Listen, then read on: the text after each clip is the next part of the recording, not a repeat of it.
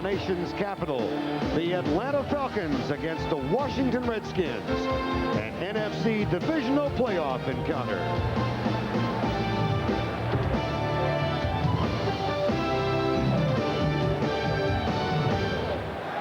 Good afternoon, everybody. I'm Vern Lundquist along with Dan Fouts. We have two teams entering this game today from opposite ends of the NFL spectrum. The Atlanta Falcons, who relish their reputation as renegades, against the Super Bowl favorite Redskins, who have a slightly more conservative image. They have played once before, Week 10 here.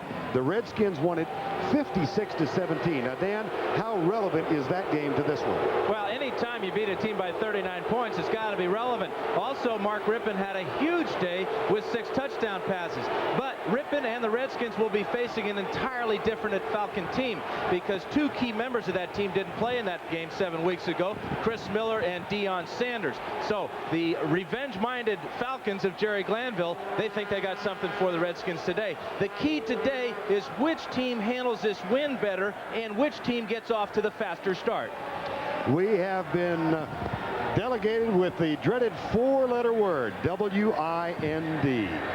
Second line on the graphic, 30 to 40 miles an hour. It's not all that cold. Rather pleasant, as a matter of fact, for early in January. Jerry Glanville dressed in black. Now, how significant about the choice. Atlanta did not want to come out and even take the coin toss. Atlanta has won the toss, and they will receive.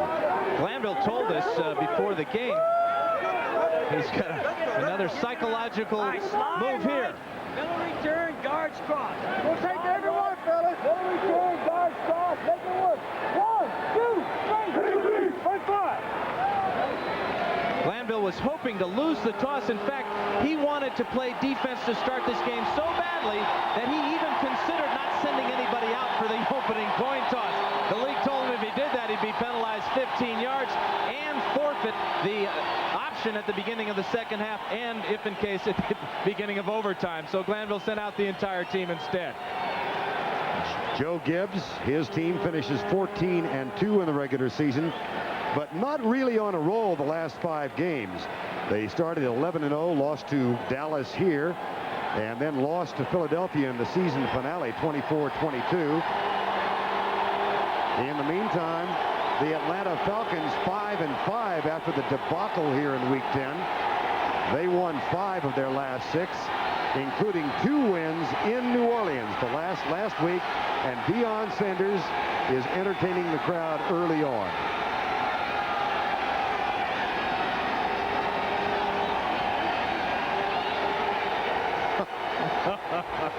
They're really uptight, aren't they?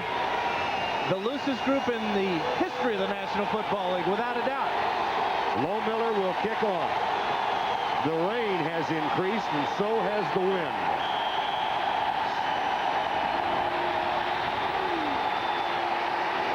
It will be Deion Sanders.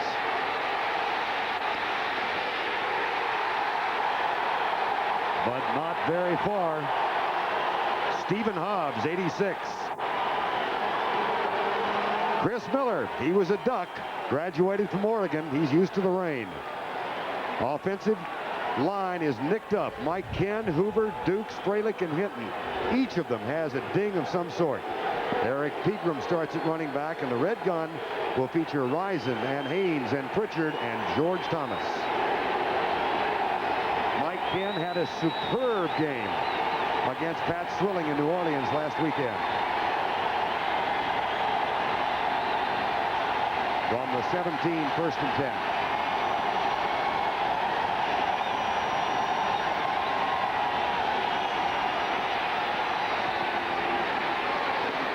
On first down, Floyd Dixon makes the grab.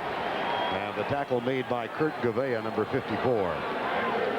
That's a gain of 11. Defensively, Man Williams playing in his first playoff game ever. Tim Johnson and Fred Stokes. Matt Millen has been made inactive for today's game, so it's Marshall, Gouveia, and Andre Collins. And in the secondary, watch for Darrell Green. He should be shadowing Michael Haynes most of the afternoon. And Miller gets off to a good start, completing his first pass. He expects the Skins to play a lot of loose zone. He'll be throwing a lot of short passes to begin with. 26 touchdowns this year, right behind Rippon's 28 and Kelly's 33. Right side, caught by Risen. That's a gain across the 30 and out of bounds at the 31-yard line. You talked about Chris Miller being a duck. Well, Vern, I got news for you. Once a duck, always a duck. And Chris played in Eugene, also in high school at Sheldon High School, where he played in a lot of wet and rainy days. The biggest problem in this type of atmosphere, though, is not the rain. It is the wind. This ball is an oblong thing with points on both ends. And once you let the ball get out of a tight spiral in this type of wind, you're in big trouble. Chris knows the most important thing is to throw normally, but try and keep it in a tight spiral. 2nd and 7. Risen starts in motion. They hand it off to the fullback, and that is Tracy Johnson. Jerry Glanville telling us last night we expect to see a lot of Tracy Johnson. Mike Rozier, by the way, is inactive. He's been hampered by a bad knee. Sparked the team in New Orleans last week. Couldn't practice all week. He is not playing today, and Tracy Johnson will see a lot of action. Glanville said he's like a tractor. He's very tough. Not only that, that was only his 9th carry of the entire year, so Tracy Johnson has not handled the ball well. We'll see how he handles it in these conditions. Pegram is back in now, and on 3rd down, Atlanta goes from the shotgun. They have scored on 9 of their opening drives in games this year. Into the flat, Risen. And that's a first down, Atlanta up at the 47. As a matter of fact, one of those scoring drives was here at RFK. Despite losing 56-17, they led 3-0 at one point. Second reception now for Risen on the inside here, and crossing patterns for Andre Risen is where he is most effective. Working against A.J. Johnson here, just runs away from Johnson, and Miller has enough time to throw for the second time, and he puts it right on the money. Encouraging start for Atlanta? Absolutely. Coming into this stadium where it's very loud but also windy, the wind amplifies the noise even that much more. 1st and 10 from the 46.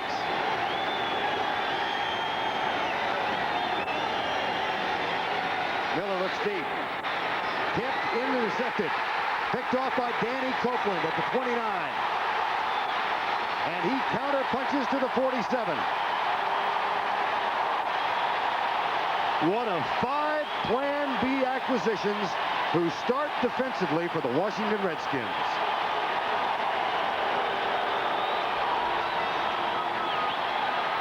This is Copeland's 2nd interception of the year. The protection is fantastic, but Miller's mistake here is he's trying to go deep to his outlet receiver, but look at all the Redskins around Pritchard. Collins gets his hand on the ball, the old tip drill. Copeland comes up with a big interception. Redskins were plus 18 in regular season turnover ratio. They have a first down. Mark Rippon, the quarterback. Ernest Biner. And he doesn't get much. A yard, maybe a yard and a half. Robert Lyles with the tackle. Mark Rippon, Pro Bowl starter. 6'4", 234 from Washington State. Had a sensational year. And helped in no small measure by Lachey, McKenzie, Bostic, Schlereth, Jacoby, and Don Warren. They allowed only 9 sacks this year. Biner again. Squirts through across the 50 to the 46. Ernest Biner is also bound for the Pro Bowl this year. And the posse, Art Monk, Gary Clark, and Ricky Sanders. And the Redskins go with a no-huddle offense, Dan. Something they have used this year. And been very effective with the no-huddle. Especially important against Atlanta that likes to use a lot of different defensive fronts. This will keep them off balance. Mark Rippon said last night they put it in storage, he thought.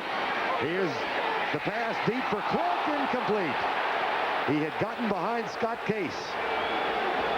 I think we're going to see the effect of the wind on that ball. It got out of spiral on Rippon, and it appeared that Gary Clark just misjudged it at the last moment. The wind is swirling down on the field. It's going to be very difficult to throw the ball deep today. Joe Gibbs' offense can't convert on 3rd down, and now Kelly Goodburn is on to punt. Keep in mind, Atlanta blocked 2 of Goodburn's punts in the first game. He's had 3 blocked this year. Sanders waits at the 12-yard line. Excellent coverage.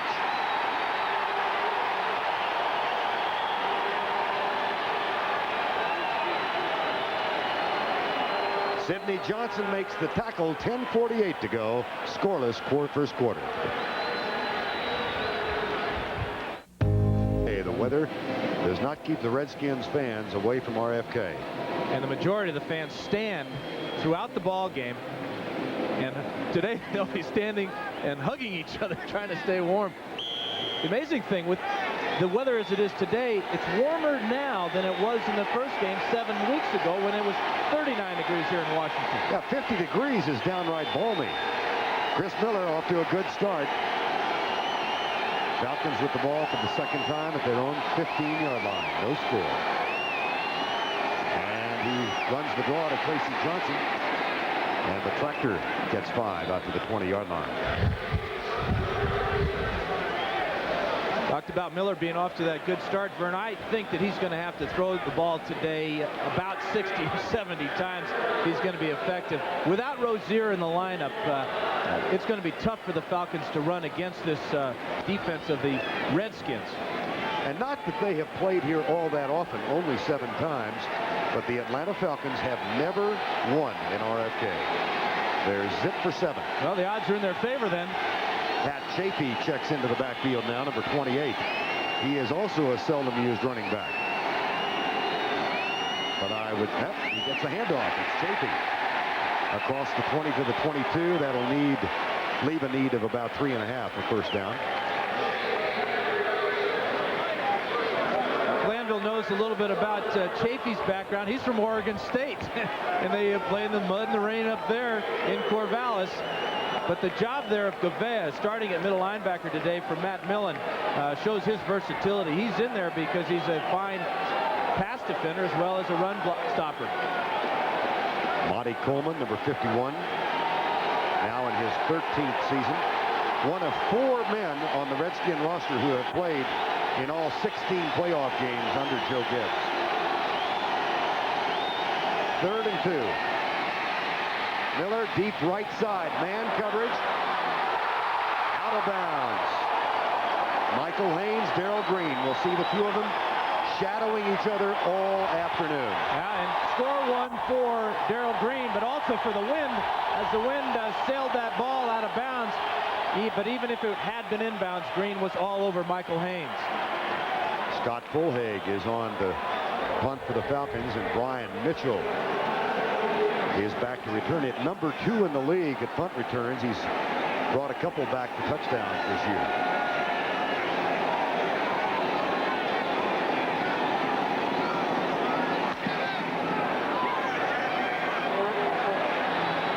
Mitchell downed immediately. Joe Fishback.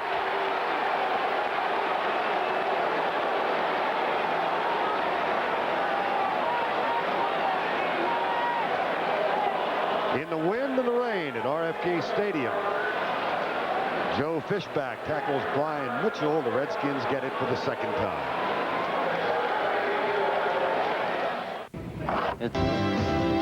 CBS Sports coverage of the National Football Conference Divisional Playoff is sponsored by Chevrolet, the heartbeat of America, the cars more people depend on. Your Allstate agent who wants to be your agent for life. You're in good hands with Allstate. And by Miller Lite, it's it, and that's that. 9:02 remaining first quarter. Redskins' second offensive set. They start this time from their own 33. Cross midfield after the Danny Copeland interception, but Rippon and Clark misfired on the deep pass for third down. Here's the reverse to Art Monk. Tries to get outside Ken Tippins and can't. And Tippins, who is starting in place of Darian Connor for the Falcons, read that one nicely. Tippins, one of the 11 defenders. Up front, a very small defensive line. Brian Gardner and Tim Green. The linebackers, Lyles, Rady, Tuggle, and Tippins. And in the backfield is McKyer and Sanders, joined by Case and Jordan. And again, the Redskins go with the no-huddle offense. 2nd down and 12. Short setup. Gary Clark, 1st down. Jesse Tuggle with the tackle. Score one for Gary Clark in his first battle against Deion Sanders out here on the outside. It's a hitch pattern, and Sanders is used to this sloppy field here at RFK, and Clark is used to it. Sanders is not, and a big 1st down for the Redskins. And again, the no-huddle. Rippon saying last night he did not expect them to use much no-huddle offense today. 1st down and 10 at the 47. No score. Biner. Tippins. Gain of 3. Redskins had all types of trouble 7 weeks ago trying to run the ball against the Falcons because the Falcons put 8 men up crowding the line of scrimmage. That left Rippon to throw for 442 yards, but he won't be able to do that today with this type of win. 442 and 6 touchdowns and charges by almost every Falcon we talked to that Joe Gibbs ran up the score on the Atlanta Falcons. They have tried to use that as a motivating force this week. Rippon goes deep, man open. Art Monk.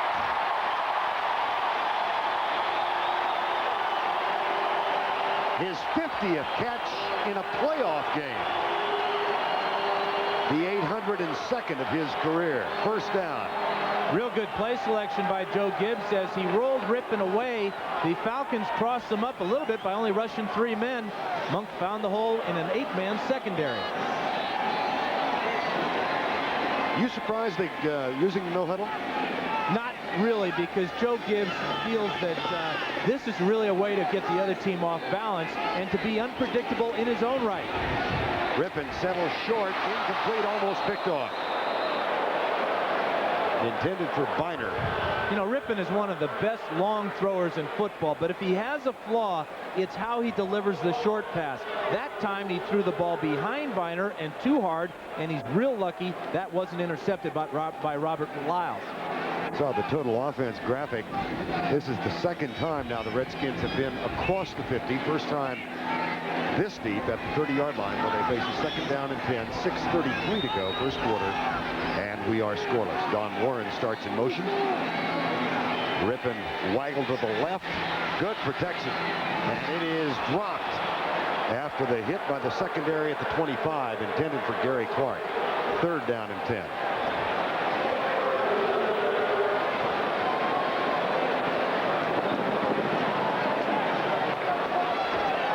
This is a case of Rippon getting a little greedy here. He's got Ricky Sanders, 83, going to the corner, and Clark is open right now, but he doesn't take him. He takes him a little bit too late. Now watch all the black shirts that converge on the pass.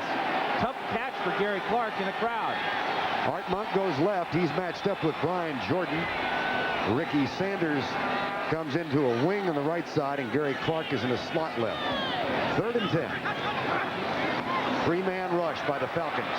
Rippon again with time. Across the middle, caught at the 20, short of the 1st down. Now we see the ball is dropped. Intended for Monk. It'll be 4th down. And the Falcons, Doug Shively, their defensive coordinator, is changing things up. Playing a lot more zone today, not as much man-to-man. A little worried about the field conditions, but also he remembers all those bombs that Rippon threw 7 weeks ago. And Chip Lohmiller, the Pro Bowl place kicker, is on. Jeff Rutledge will hold. Lohmiller outscored by himself this year the Indianapolis Colts. Rutledge will hold, 47 yards to break the scoreless tie. Wide right.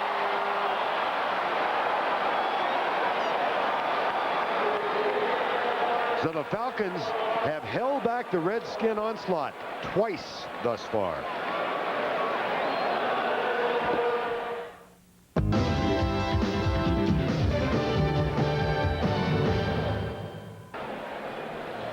There is a noticeable contrast in the reputations of the two teams as well as the coaching staff. This is during the field goal, Dan. Special teams coach Bobby April, and now Glanville. He's pushing it right. He's pushing it right. Yeah. And in the meantime, Joe Gibbs.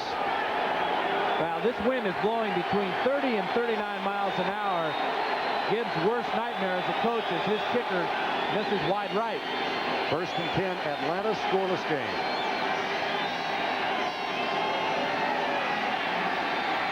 Miller, good protection. Right side, caught by Michael Haynes. No catch. Michael Haynes, who electrified his teammates and quieted the New Orleans crowd last week. A 61-yard touchdown pass on a hitch pattern, a 7-yard out. 22 yards per catch is a fantastic number. Obviously, led the NFL, but he's the most dangerous man on the field, according to Joe Gibbs, because he gets down there and in such a hurry, puts a lot of pressure on the defense. Brad Edwards, the weak safety, is going to be looking his way all day long. 2nd and 10.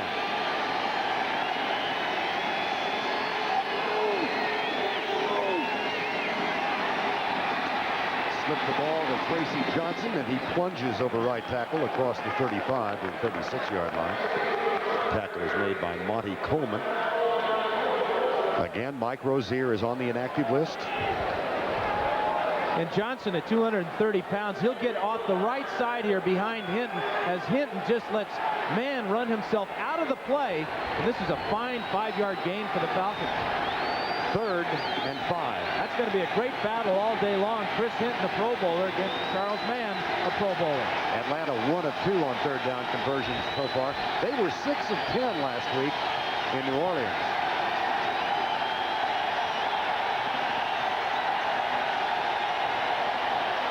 Quick flip to Rising, short of the 1st down. It'll be a punting situation.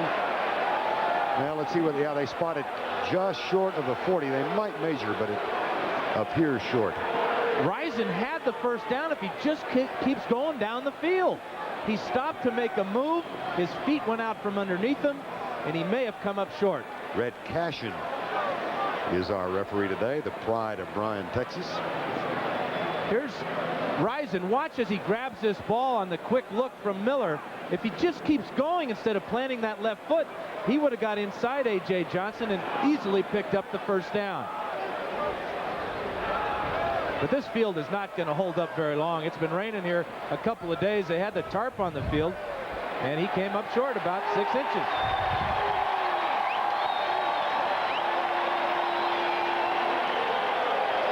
Watch his left foot come out here to plant, to make a move. It leaves him, and he comes up about a half a foot short of the 1st down. Problem with this field is it's below sea level and does not drain all that well. And that brings on Scott Fulhag. Darrell Green has gone back to return the punt, replacing Brian Mitchell. Green, called by Wayne Sevier the best punt return man he's ever coached. Wayne Sevier is the special teams coach of the Washington Redskins. So Darrell Green is back. Fulhag with protection. Nice high punt and a fair catch called by Green at the 13-yard line. Boy, that was a dandy punt. He got it up in the jet stream is what he did. That's right. Thing almost landed at National Airport. 48 yards, still scoreless. A mistake was on CBS Sports. We remain scoreless, 4:45 remaining 1st quarter. Vern Lundquist and Dan Fouts at RFK Stadium. And Clark, Middleton, and Monk make a late entrance into the huddle, Dan. And this is Gibbs' offense for when he's backed up against his own goal line. So far today, the posse has been in 8 of their 10 plays. Different personnel now, though. They have 4 packages offensively that they will use. And here is Ricky Irvins, the rookie running back out of Southern California, who gets it out to the 19-yard line. A tackle made by Rick Bryan. One thing about the obvious mismatch up front, the Hogs go about 290, whereas the 5 down linemen of the Falcons are only averaging about 260 pounds. And with this type of field condition, I believe that with Irvins and Biner and Gerald Riggs, that Washington should be effective on the ground. 2nd down and 4. They pick up 6 from Ricky Irvins. Monk in motion, followed by Sanders. Griffin, one hopper, incomplete for Gary Clark. It'll be third down. One thing Doug Shively told me earlier in the week is that normally you play the Redskins, you say, we got to stop their running game. But we did that in the first game, and they beat us by 39 points. Now his thinking is, we've got to stop that bomb. We've got to prevent that big play. We're going to play less man-to-man. Already in this first quarter, we've seen just a 3-man rush from the Falcons, and it's been very effective as Rippon has missed his last 4 passes. Bobby Butler comes in defensively now on 3rd and 4. Don Warren lines up tight to the left. 3-man rush again, and they drop 8. The pass incomplete. Scott Case defending, no flag. Very important for Atlanta that Scott Case play well today. The thing about Case, as the Redskins fail on their 3rd straight 3rd down conversion, is he is a former Pro Bowl cornerback. He has this ability, although he plays safety now, that's real close to being pass interference, but what we can't see is his left hand. Obviously, a perfect play by Scott Case. Kelly Goodburn on to punt. Special teams so important today, and here's one of the best, Deion Sanders. Nice and high, and a fair catch that Sanders lets bounce over his head, but it digs into the wet turf and comes to a stop. Now Jerry Glanville, in his 2nd year as the head coach of the Atlanta Falcons, he thinks Joe Gibbs did run up the score. How did he phrase it? He said he tried to touch our spirit and kill our soul. I'm not sure what all that means, but well, I mean, Jerry's trying to be a cowboy poet. He's trying to be exactly that, Vern, and he was very mad about that. It wasn't as though they were throwing the ball every down, but every time they threw it in the 4th quarter in that ball game, they did throw it deep. Pat Chafee is in the backfield now. 3:47 to go. No score. Chafee gets the handoff.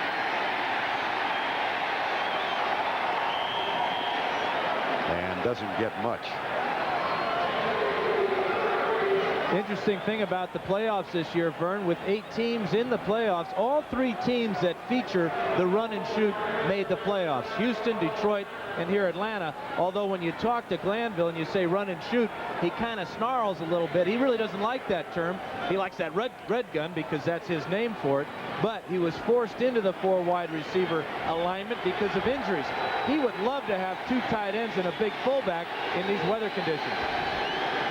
2nd down and 8. 3:05 to go first quarter. Miller, good protection. Deep for Pritchard, incomplete for 3rd down. But Jamie Dukes, the starting center for the Falcons, told us last night the best thing that happened to this team was when our tight ends got hurt. I bet his teammates, those tight ends, really appreciate that type of thinking. But what it did is it forced Atlanta almost to go to their strength, because the strength of this team is not in how they run the ball. It's in these fleet receivers of Haynes, Pritchard, Dixon, Phillips, and Rison, and the mobility of Chris Miller to move around in the pocket and throw the ball. Miller can also be effective running the ball, as he led all NFL quarterbacks with a 7-yard rushing average. 3rd and 8.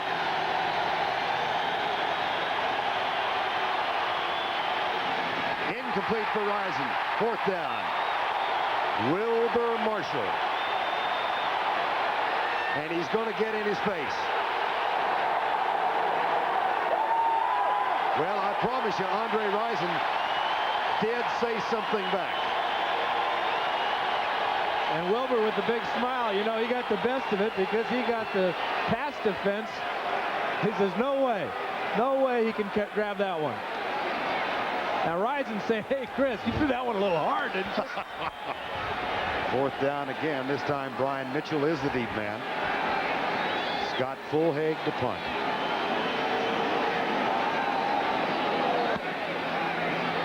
Again, a fine punt by Fulhaig.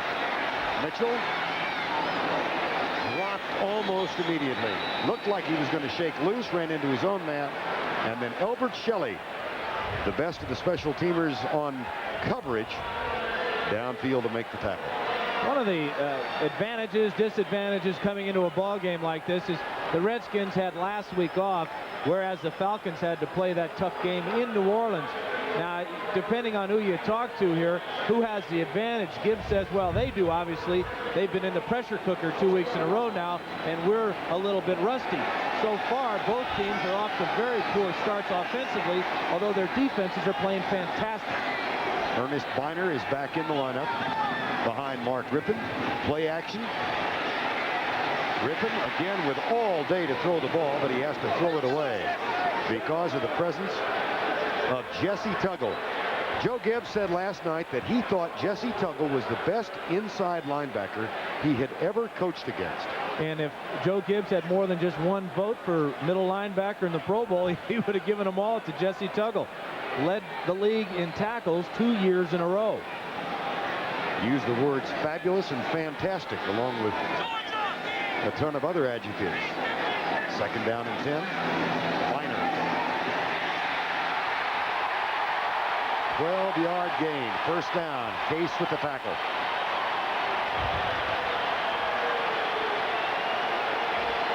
For the Redskins to be effective, they're going to have to use this muscle up front and just run straight at the Falcons. Nothing fancy there. Biner, who's normally a cutback runner, just had a huge hole and could run straight for the first down. Put the double team on Rick Bryan and knocked him out of the way. It's first and 10, no score. And this time they stopped the run. Biner, no gain, maybe 1 yard. And that's the thing about this Falcon defense is they'll stop 2 or 3 runs because they like to bring linebackers up, plug all the holes, 8 men up. But then every once in a while, you'll pop one through, as Biner did a couple plays back. You know, Mark Rippon was talking about that defense, Dan. He said it looks kind of crazy, but there's a discipline to it, and it's not an uncoordinated defense at all. Here's Rippon, left side. Another first down for the Redskins. In front of Brian Jordan, it's Gary Clark with the catch. Clark, knowing he's just shy of the first down, the key play on this is as he catches the ball, he'll pivot to the outside. Trouble's coming from the inside by Jordan, but the pivot to the outside immediately is what gives Clark the first down. Final 65 seconds, quarter number 1, 30 to 39 mile-an-hour winds. Temperature not bad, 50 degrees. Draw play.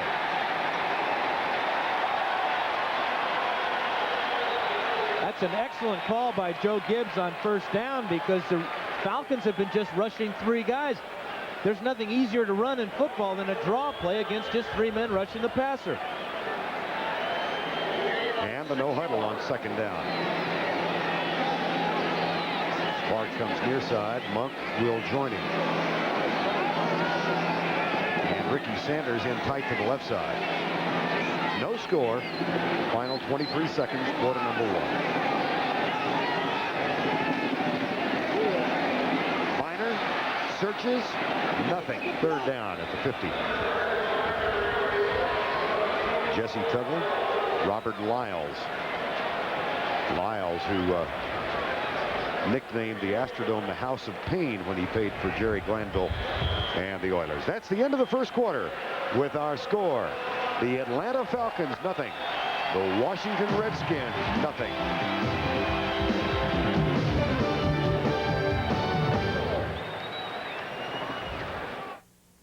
This field looks very nice from a distance, but when you get down close to it, there's some real craters.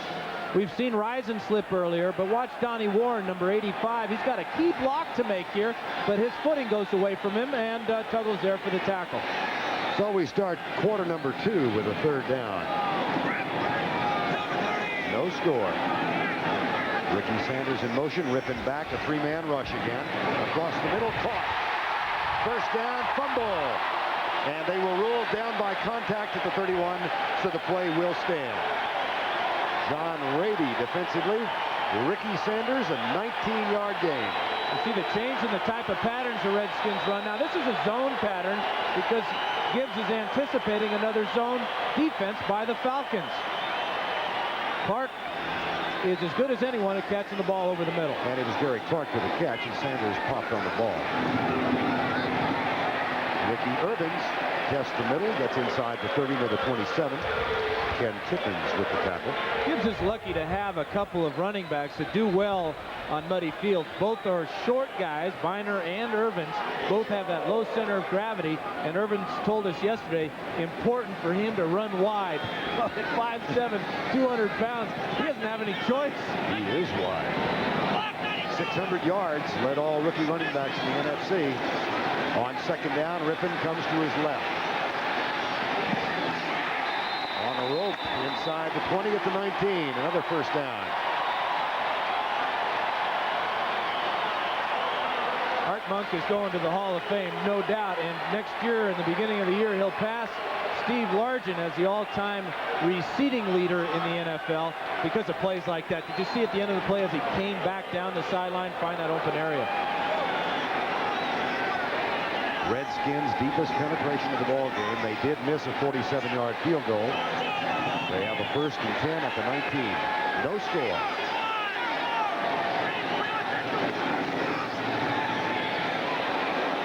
Irvin slips. This is twice now the Redskins have tried to run that counter play with Donnie Warren, the leading blocker, on it, but because of the field conditions, they're not going to have a lot of success doing it. Too slippery to make those sharp cuts needed to make those blocks. Falcons hurry to make their defensive changes.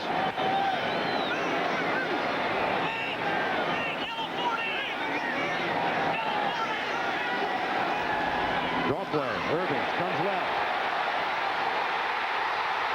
Touchdown, Washington.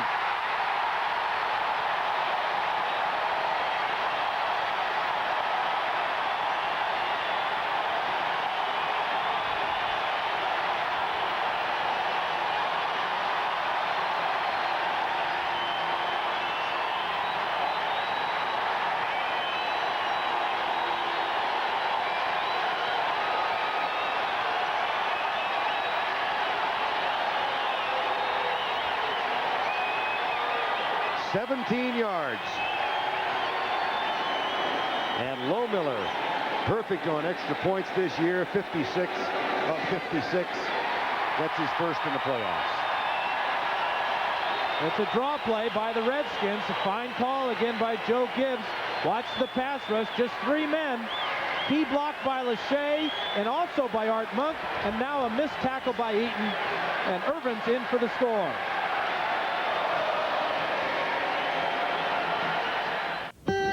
This game summary is sponsored by McDonald's.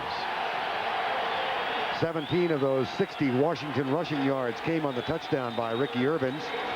Lohmiller missed from 47 yards out, and the Redskins have a 7-0 lead as they kick off. Sanders at the 7.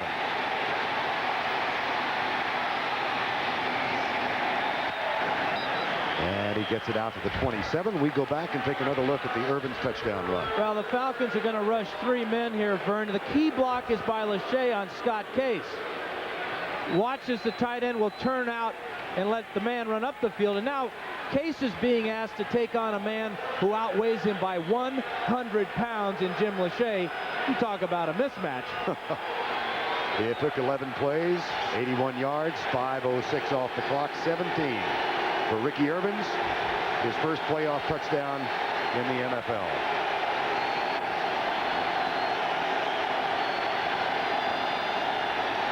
Miller will throw on first down, goes left, catches Andre Rison, and no catch. He was out of bounds.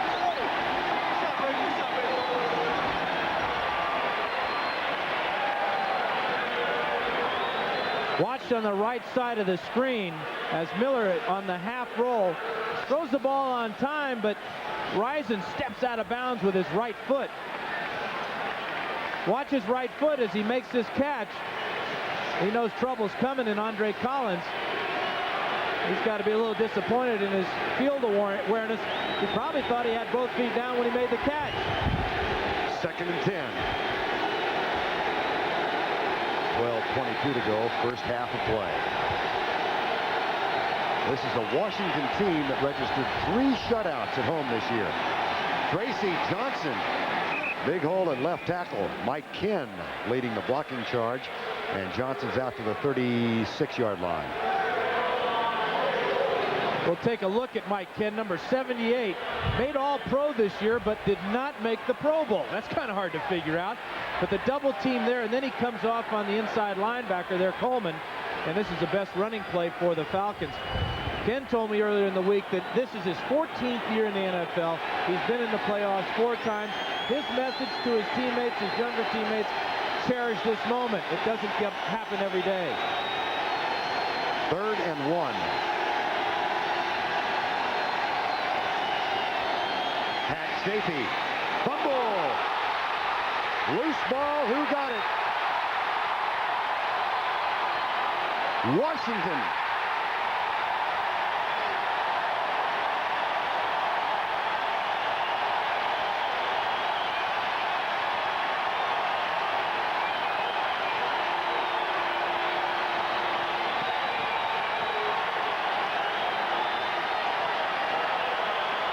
Coming off this left side, Chafee has the first down here, but the ball is stripped away. Coleman will dive on this one with help from his friends. 2nd turnover of the day for the Redskins. Look at the big hole there that's plugged up by Coleman. Ball will come back right at him, the bottom of the pile. Jumpy Gathers as well on the play. And Charles Mann with the strip, first down. Ernest Biner back at running back. 1st and 10, 7-0 Redskins have the lead. Biner down to the 32-yard line. There is Charles Mann. Coined the defensive unit the National Defense. And I'm not sure that's going to really make it on the all-time nickname list. The problem with that name is that on offense they've got the greatest nickname of all time in the Hogs, and now you've got a real depressing type of nickname, the National Defense. Are you suggesting it's contrived? It did. 2nd down.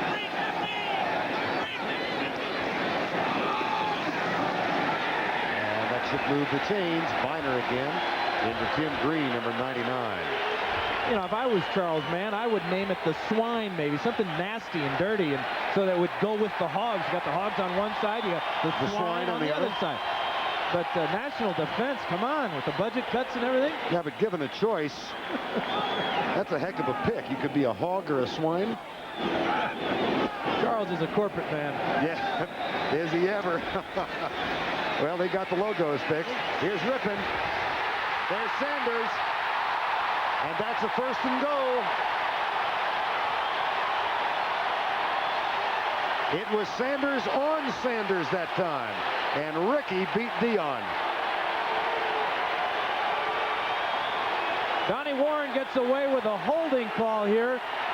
That allowed Rippon the time to find the receiver down the field, and the Redskins are in business on the 2-yard line.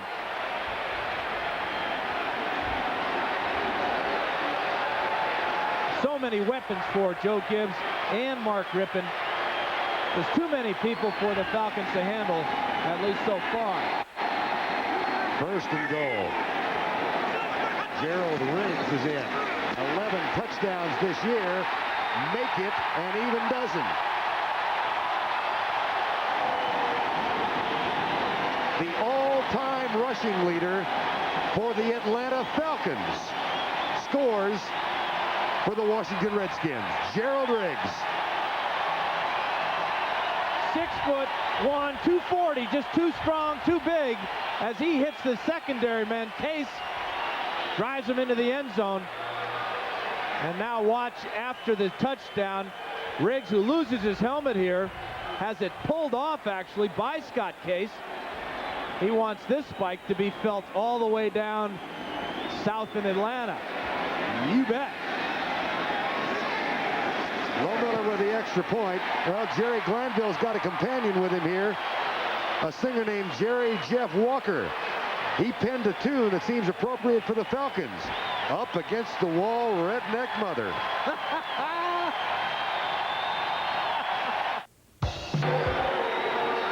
Well, the Hogs are here in their usual dress. Yeah, this is a new rock group. It's called High on the Hog. This is You're a, I'm a, He's a, She's a, and They're a. They've got an answer for Hammer. Deion Sanders at the goal line. Deion Sanders at the 23. Well, of course, the divisional playoffs continue tomorrow on CBS. The Dallas Cowboys and the Detroit Lions. All starts at 3:30 Eastern Time, a rematch. The Cowboys lost to the Lions 34-10 in Game 1 at the Silverdome. And it'll start with the NFL today. Terry and Greg, nice and dry back in the studio. And Leslie and Pat, nice and dry indoors at the Silverdome tomorrow. I think Leslie and Pat should make the All-Madden team for their work before this game. Not Pat, Leslie. For sure. Well, Yeah. Pat will be second team. First and 10, 14-0. The Redskins lead it.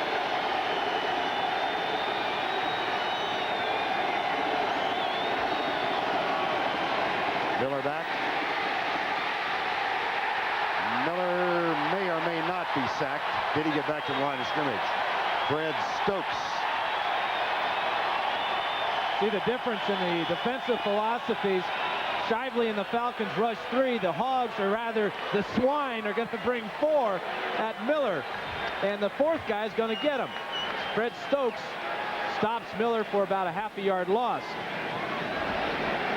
Redskin defense outstanding at RFK. Mentioned a while ago they had 3 shutouts here.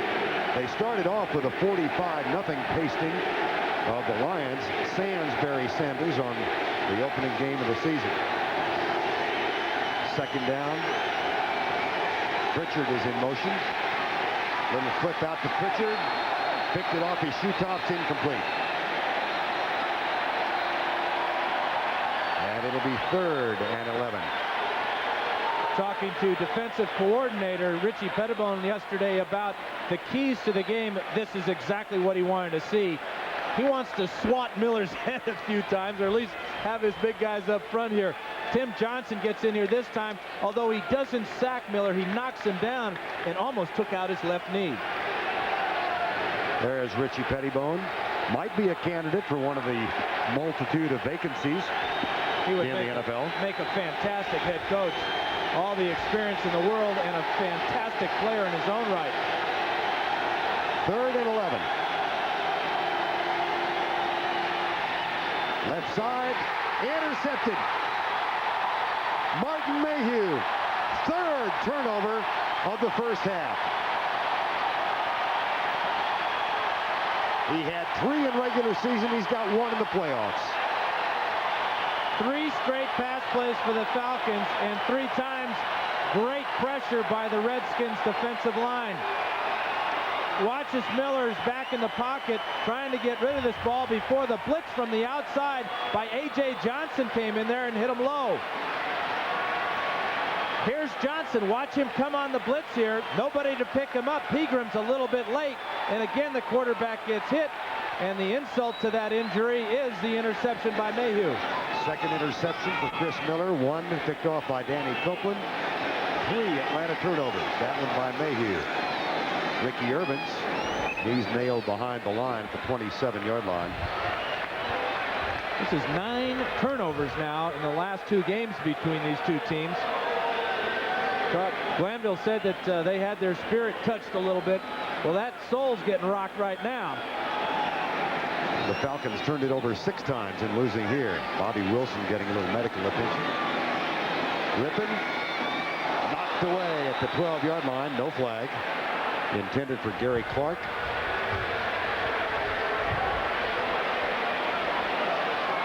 There's what Dan was talking about. 9 Atlanta turnovers in this spot. 6 in the last game, 3 each in each half. So it's 3 now for the Redskins, so they're right on pace. 3rd and 10.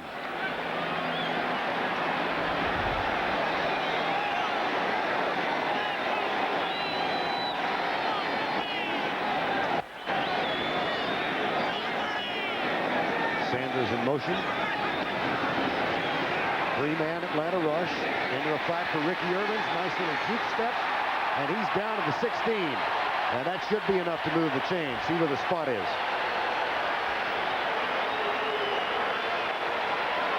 We talk about all the weapons that Rippon has to deal with. in this situation on third down, this is why the Redskins led the NFL in third down conversions, hitting over 50% of their attempts. They have so many guys you got to cover. Falcons went down back in a zone defense and left Ricky Irvins wide open. And he used that ability, that natural running back ability, to get close to this first down. And indeed, he picks it up.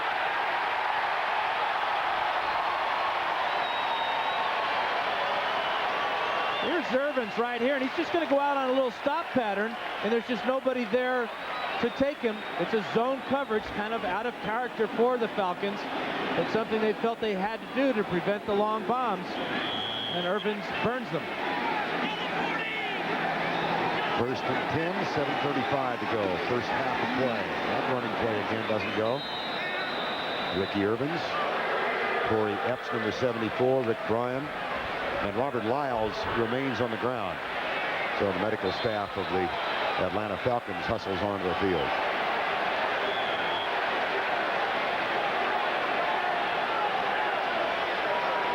Not going well for Jerry Glanville and the Falcons. 14-0. Time has been called to 10 to Robert Lyles.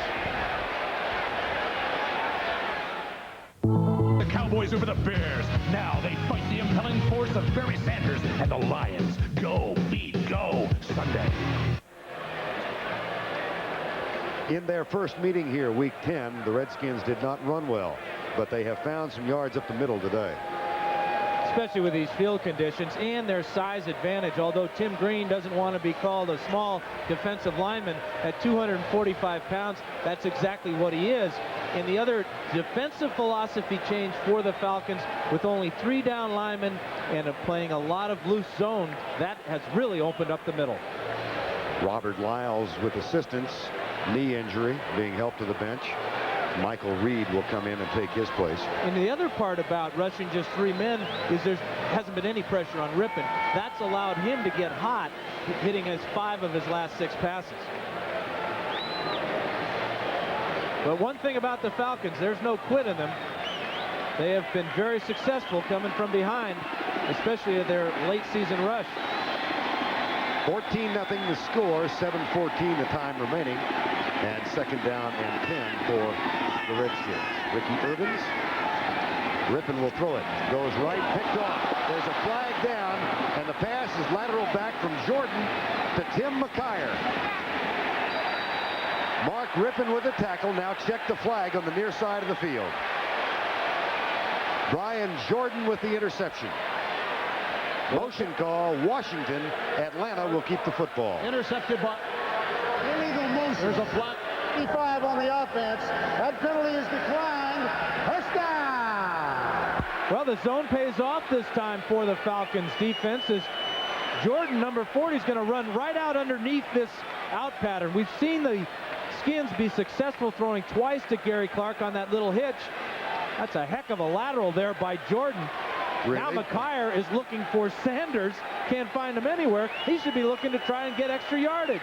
These guys ought to be a rugby team. He let a quarterback tackle him. That's unbelievable. Now they're moving the ball back, saying that he was down by contact probably. Last 5 possessions, 3 punts and 2 turnovers. Well, so much has been made about the last play in the wind down in New Orleans when McKyer intercepted a blind lateral back to Sanders, who then found Joe Fishback. Chris Miller said, yes, we asked him, what were you yelling? He was saying, get on the ground, get on the ground. He said, I included various expletives. Yeah, you bet he did. I'm sure there's some people that wish they had a gun or something to take one of their legs out to make sure that they wouldn't turn that one over. Funny about that play, Dan. You talked to football people, and they were aghast, I guess is a good word. But you talked with fans around the country, they loved it. The NFL has been criticized so much for a no fun league. Well, the Falcons, they do one thing better than anybody, is they have more fun than any team I've ever seen. Reason for the delay is they are checking with replay for the spot of the ball. That's what's at issue. Well, we've gone a quarter and a half, and we haven't heard from anybody in the replay booth. So, mercifully. Yeah, this is a pretty good deal for us. Mark Rippon, who is 6'4" and weighs 235. He's really going to drill McKyer here, too. He's hunting him out. Now he's got that head down, and he drives him back. Grade him on the tackle. 100%. Beautiful. How many did you make? Tackles or interceptions? No, tackles. Too few to mention, buddy. Mark is explaining it now to Jim Hannafin and Joe Gibbs. 1st and 10, Atlanta. They needed something like that to stop this Washington surge. 1st and 10. Rising in motion left. Intercepted. Picked off by Kurt Gouveia. So much for a momentum shift.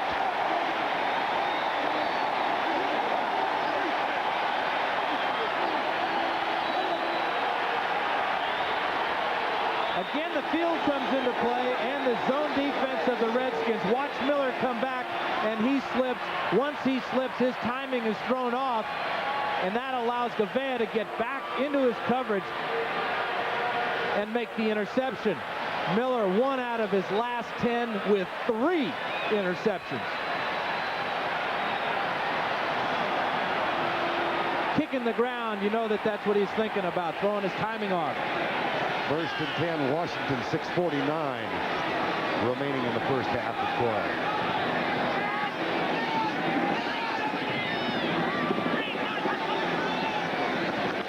Ernest Biner.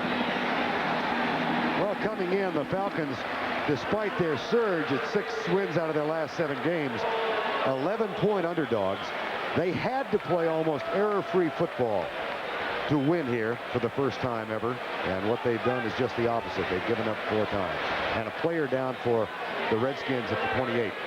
This is Jim Lachey, my old teammate in San Diego. Number 79 here, as the Redskins are going to go with their trademark counter trey play for the first time today. Lachey behind McKenzie there, and a low hit there got him right around that right knee. Lachey did not play 7 weeks ago against the Falcons because of a knee injury.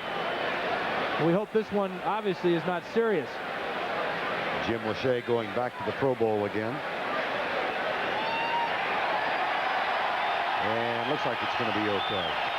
Check out who gets this hit from the left side of the screen.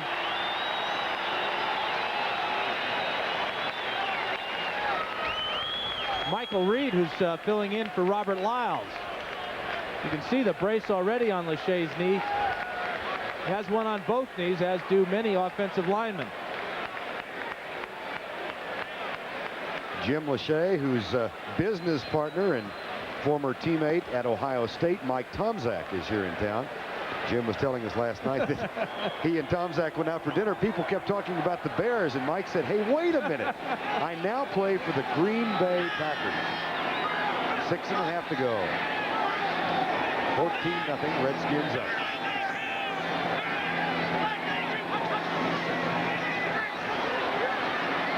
Rippon, that had a wobble on it.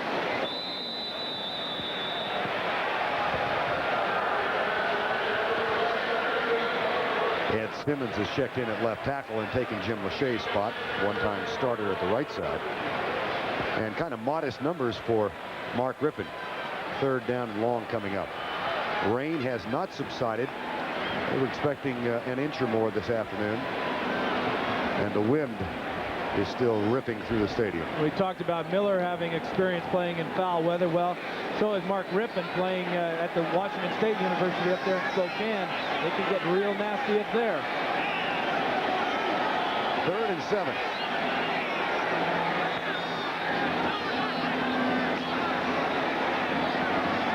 Rippon looks back to the left side. Finds Gary Clark, who is knocked backwards by Deion Sanders. And it'll be 4th down. You know, I just moved an entire university 90 miles from Spokane. Well, they do play some games at Spokane. At Joe Albee Stadium. And before I get burned by all my Northwest buddies, I had to retract that one. Matter of fact, before Mark Rippon got to Washington State, I did a game there in Spokane, California at Washington State. And the wind was clocked that day at 80 miles an hour. I saw a kid kick a 75-yard field goal in pregame warmups, and I also saw a kid punt one 40 yards behind his head. Wow. Low Miller No. And Glanville takes heart from that. Chip Lohmiller is 0 for 2. And both times it's been out to the right, and Lohmiller is normally a hook kicker where he'll start it out to the right and it'll come back into the left. Not this time. Might have thought he scored. In 3 weeks, CBS Sports presents Super Bowl 26. In trying to make an artistic statement, Copter hovering overhead, given a warning for the pilot. Yeah, he ought to make the All-Madden team too. In this win, first down and 10. Atlanta, despite 4 turnovers, still in the game, but they've got to get something going offensively. Miller with time, goes left, Risen has it. Out of bounds, first down, an 11-yard gain. Absolutely critical for the Falcons to get at least 3 points going in at halftime. You could say they've dodged a few bullets here. They've dodged cannonballs with 3 interceptions by Miller here in the first half. How do they get it going, Dan? Just doing what they normally do. The thing about Chris Miller, he's such a competitor, and in this offense, it allows a quarterback to compete because they've got to throw the ball to be successful. That's the only thing they have in their offense. First and 10.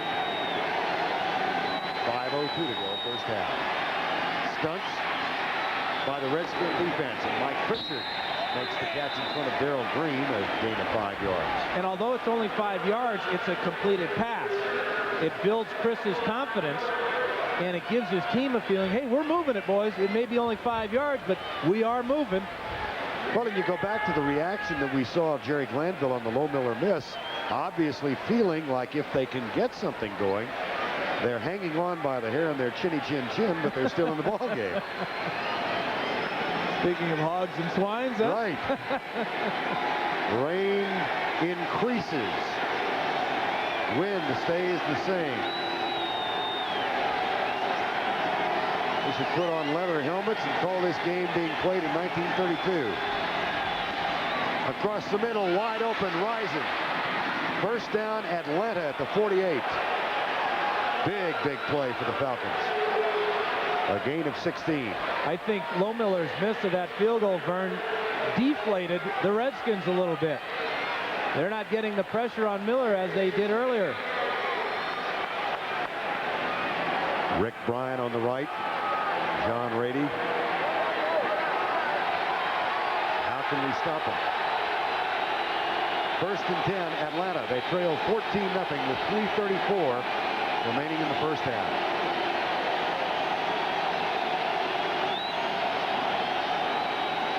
Up the middle. Whoa! Wow! Jumpy Gathers put the forklift on him. They call him the strongest man on the football team. Let's take a look at him. Number 97 from the left side of the screen. He's going to put out a big left arm, and Pegram is going to stop cold. Straight down on his back. A couple of weeks ago, we were chatting with Charles Mann, the all-pro tackle, defensive end rather, for the Redskins. He said, don't put the cameras on me, guys. Put them on Jumpy Gathers. He's awesome. Acquired Plan B, New Orleans. Knee problem. Second down and 10. Miller looks deep. Settles short. Intercepted. Picked off by Darrell Green. A flag on the far side of the field. Green gets an assist from the official. And jumps out of bounds. Now we will check the infraction. Chris Miller is having an awful afternoon. Where this was thrown, it may be against the Redskins. On the far side of the field, away from the play.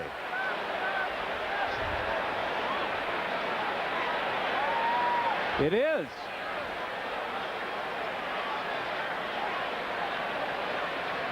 Well, Wilbur Marshall got face-to-face with Andre Rison. He's not going to try it with Red Casher. That's Bob Wagner, the umpire, talking to Red. And here's Red Casher. Wow.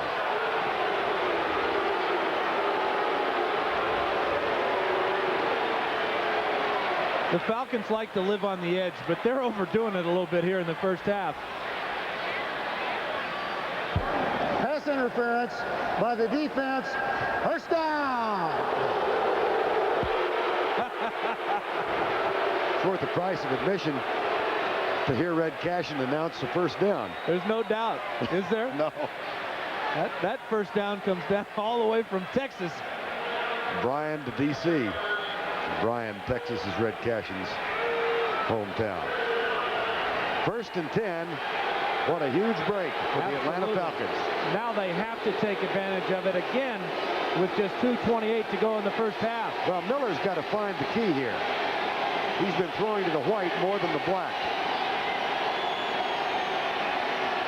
Motion on the right side. Flag is down. Bring this one back. No play. Happened before the snap. And that'll cost the Falcons 5 yards. And more than that, because the pass was complete. So it appeared to be a 10-yard gain. This is going to be a 15-yard penalty. Start. Number 75 of the offense before the ball was snapped. 5 yards, still first down. Chris Hinton, who came along with Andre Rison to the Falcons for Jeff George. Last 9 games, only 6. In this half, 3. 1 wiped out by penalty. And it's been a combination of things for Miller. Poor footing on one pass attempt, but he's been throwing into a zone coverage by the Redskins that appears to be confusing not only Chris, but his receivers. So many times their patterns are predicated on the reaction of the defense. Right now, they're a little bit out of sync. 1st and 15.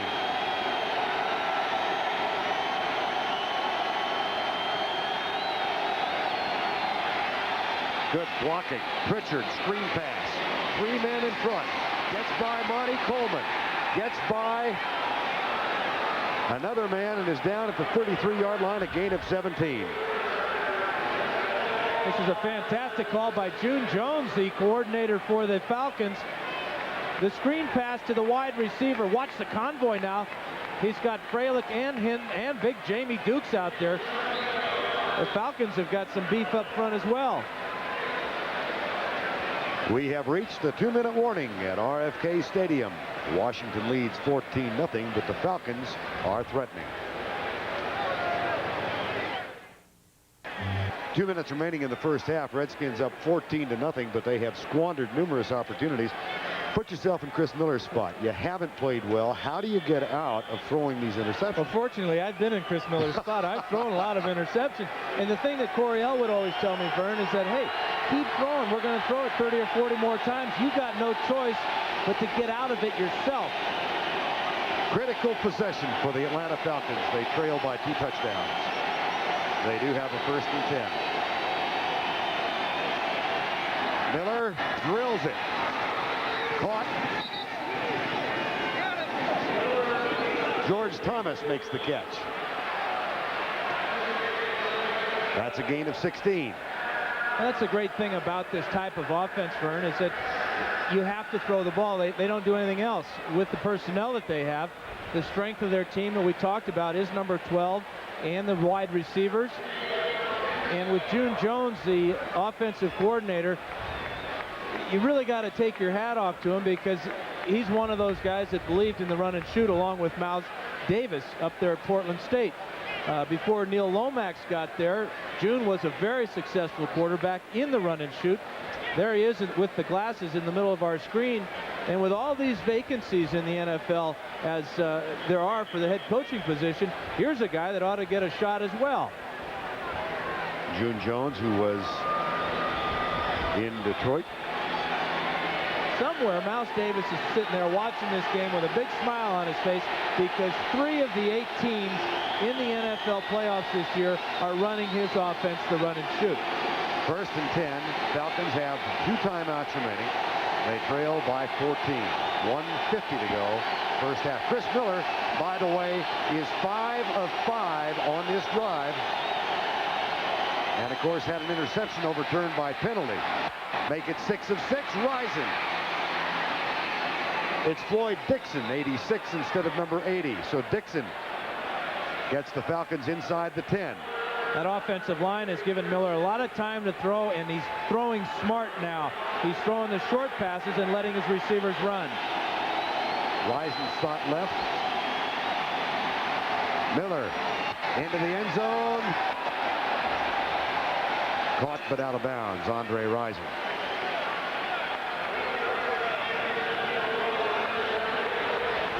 Ball thrown just a little bit late for Rison as he caught it out of bounds. But they say that they're too legit to quit, and I think we're seeing a pretty good example of that. Miller fighting back along with his team. This team believes that no matter what the odds are, no matter what the score, is they're never out of it. They were down by 10 in the first quarter in New Orleans last week. Chris Miller said, there will never be a place louder than the Superdome last weekend, and Miller has to call timeout. And last week was last year, Vern. That's right. I knew I had it right. Miller saw the play clock run down to just 2 seconds, and they have to do so much moving in this offense that he didn't have enough time to get the play off. Wisely used their second timeout. What do you like now on 3rd and 2 at the 10-yard line? Well, number one, you got to figure, will Glanville go for it on 4th down if they're not successful? Being the gambler that he is, it wouldn't surprise me if he doesn't go for it on 4th down. But I'd like to see some type of draw play, maybe to the left side behind Mike Ken, to at least get them in field goal position to give Glanville that option. Well, somehow if they can get something on the board, Jerry Glanville's team in it. And that despite 3 turnovers, 3 pass interceptions, a lost fumble, another interception that was negated by penalty, a couple of missed field goals by Low Miller of the Redskins. And the Atlanta Falcons trying to climb back into this ball game. 3rd and 2. And the crowd noise starts to build.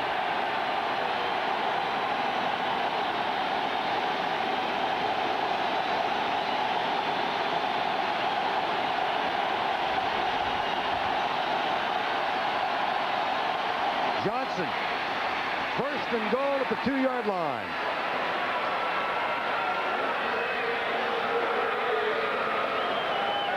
They hit the left side, but with a quick opener behind Duke 64 and Houston Hoover.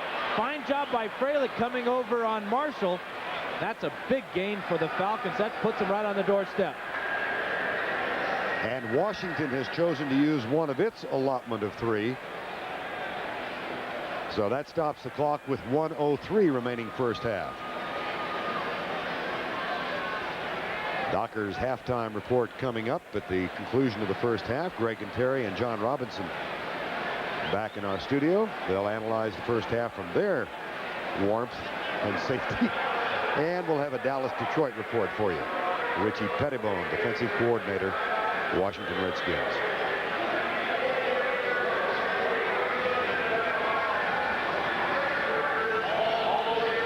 14-0. The surprising thing for the Falcons offense, aside from how poorly they performed prior to this drive, is that on the ground they're averaging over 4 yards a carry. And Tracy Johnson has really fit in quite well at the lone running back.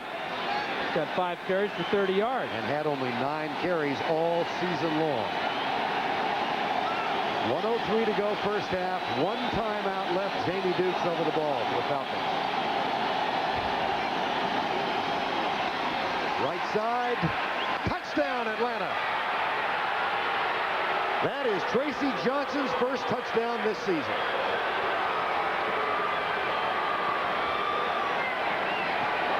And the big play in this 11-play drive was a pass interference call against the Redskins that negated an interception. Fine job by Pritchard there to occupy man just long enough for Johnson to stretch across the goal line. A lot of pride on that offensive line by the Falcons. You saw Hinton there and Freilich pushing their men away, allowing Johnson to get in for the score. When they had to, they did it. 80 yards, 11 plays. And guess who's looking at this one, Vern? The men upstairs. seeing where his knee touched in relationship to where the ball was. You know, the play is ruled as a touchdown. It's being reviewed by instant replay. I'd say give it to him. I'd say give it to him, but I wouldn't be surprised if they don't. Cal Lepore is the replay official upstairs. This has been such a smooth flowing ball game, and now we have this interruption on a touchdown. Really cuts into the flow of the football game. You think it'll be voted back next year? Take a look from the rear here, Vern. Watch his left knee and right knee there. But the problem with that angle is where's the ball? He didn't stretch until he was all the way down, so they might reverse this one.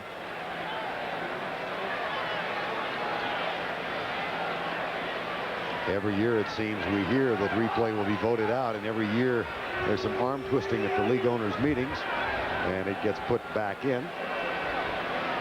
Let's take a look at it and maybe stop it when his knee goes down, and we'll see where the ball is. His knee is down right now, and the ball is short of the goal line. They're going to have to reverse this one. Now let's see if they do. Yep.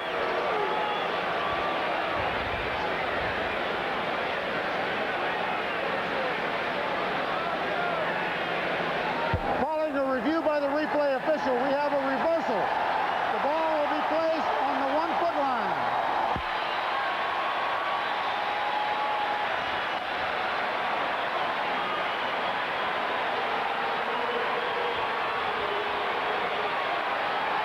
Now we'll see just how the Falcons handle that interruption in their momentum. I don't think it'll bother them. I think they'll punch this one in. Well, they've got exactly a minute left, and they do have one timeout left. So the ball placed on the 1-foot line. Johnson's knee ruled to a touchdown before the ball crossed the plane.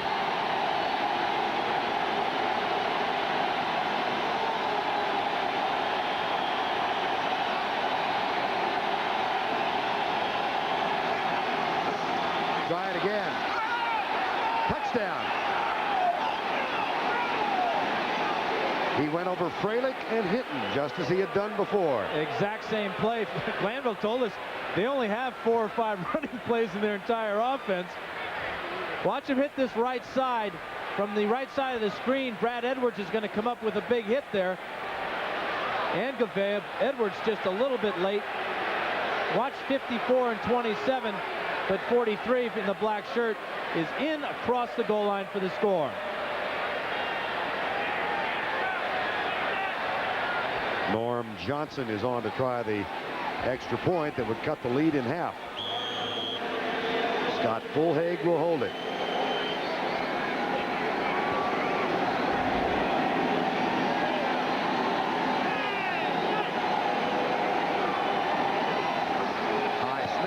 Kick is good. And somehow, when they absolutely had to, the Atlanta Falcons go 80 yards in 12 plays and slice the lead in half. Ever wonder when it's getting a little nastier? 14-7. Washington leads it. Wilbur Marshall chatting with the officials during the timeout. Wishing each other Happy New Year, no doubt. The wind still gusting 30 to 39 miles an hour, and the rain has not subsided this afternoon. That was a heck of a drive for the Falcons. They were aided, of course, by that pass interference call, but still, Chris Miller fighting back from disastrous first and second quarter, hit 6 out of 7 on that drive for 72 yards. Tracy Johnson got it the second time after the replay officials had reversed the play. And now Norm Johnson will kick it off. Not a lot of teams will drive 80 yards on the Redskins, and not a lot of teams can drive 80 yards against the Redskins here at RFK and in these conditions. 14-7 with 57 seconds to go in the first half of play.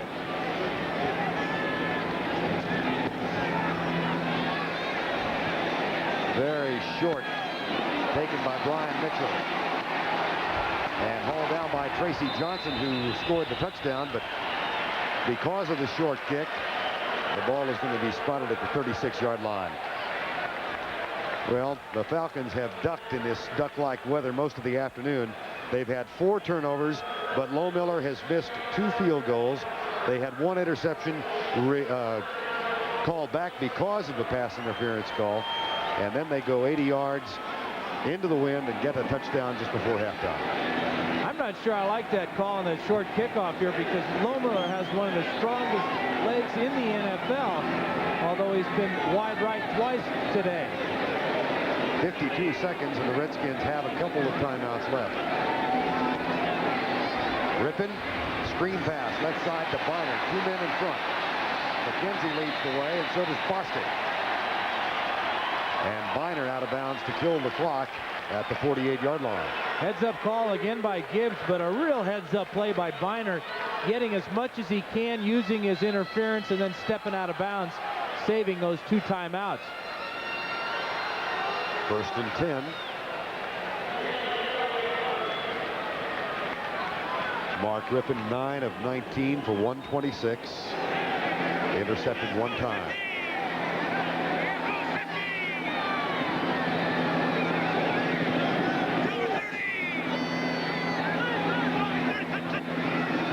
Three-man rush, drop 8. Irvins gets by Brian Jordan, but then runs into Jesse Tuggle. And we'll see if they use a timeout now. They have done so. So 1 timeout remaining for the Washington Redskins. They have a 14-7 lead, 35 seconds to go first half. And they are at midfield. Don't forget Greg and Terry and John Robinson back in our studio at halftime. Look forward to tomorrow's game, Dallas and Detroit. What a dandy that ought to be. Of course, if the Redskins do hold on and win here, they will be at home next week. That's the reason you play all season long, to get that home field advantage. Jerry Glanville's team trying to win here for the first time in the 25-year history of the Atlanta Falcons. Talked about how strong Lohmiller's leg is. This year he's hit a 53-yarder. His career best is a 56-yarder.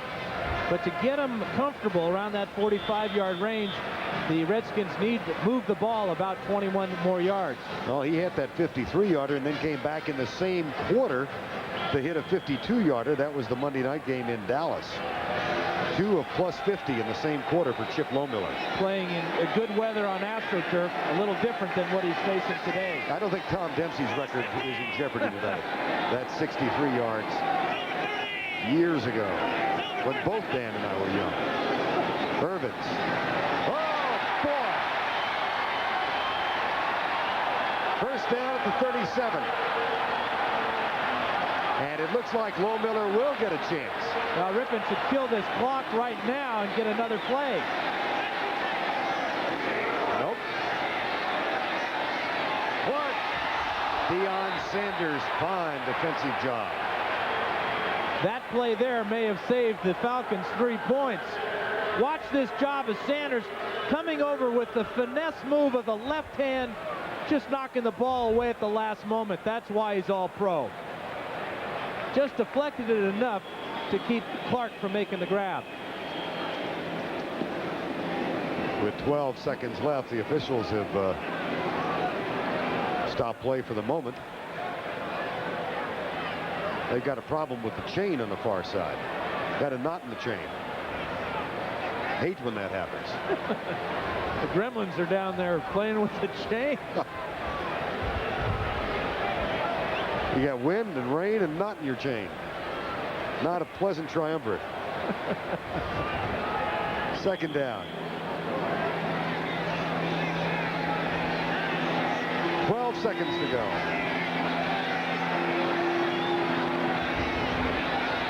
Rippon, Irvins. 5 seconds remaining, and Lohmiller will come on. Tackle is made by Brian Jordan. Clock is stopped. Final timeout. 5 seconds to go. And Chip Lohmiller, who is 0 of 2 today. talk about Gary Clark's ability to catch the ball over the middle, but this is why he is regarded as the toughest receiver in football. Watch after the catch by Irvins. Clark goes in and makes a key block on Tuggle, and that gives Irvins a hole to get down the field 5 more yards. That could mean the world of difference for Lohmiller right now. 44 yards will be the attempt. And now there's another stoppage of play. I think they're going to dry the ball off or get a new one.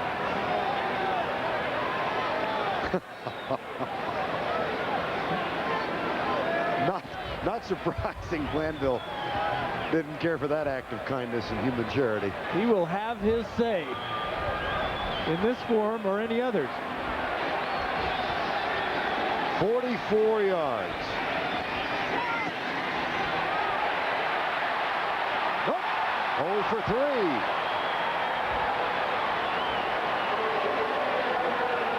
The Falcons are going to go in and listen to some Hammer music.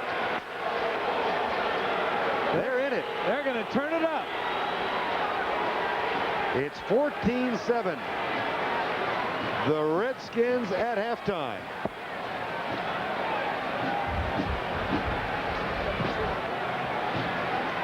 That's the end of the first half with our score 14-7 Washington.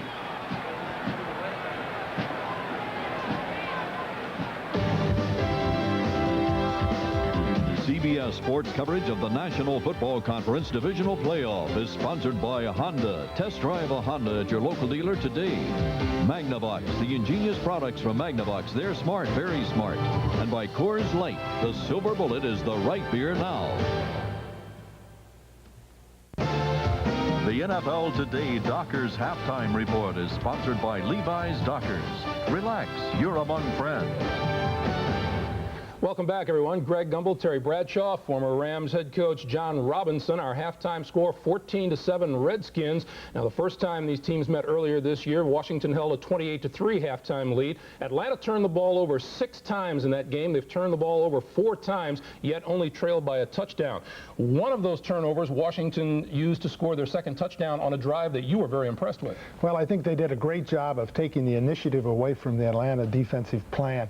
They didn't huddle on second down, forced Atlanta to stay in with basically a 3-4 defense, and were able to do about what they wanted. That is not the aggressive Atlanta defense that we're used to seeing. Now, the Redskins have muffed 3 chances to put the game, to be really in control, and I'm sure that's a concern for them. But they did initially a good job of negating what I think a lot of people thought would be an advantage that Atlanta might have. Chip Lohmiller has missed 3 field goals, and yet it's amazing that Chris Miller and the Falcons are within a touchdown. Well, they can thank Lohmiller for that. The fact that he's missed those field goals. And Miller kind of found his confidence, hit, 6 or 7 for 72 yards on that last drive.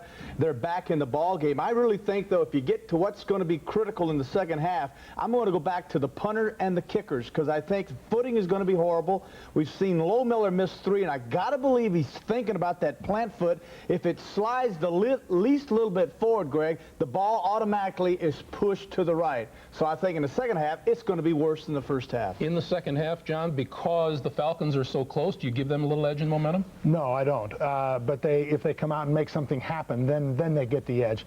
The Redskins, I think, have to go in and say, hey, we're ahead by 7. This is good. Not saying, oh, we missed 3 field goals. This is bad. Because, Atlanta's playing the radios and the stereos and saying, we got them now.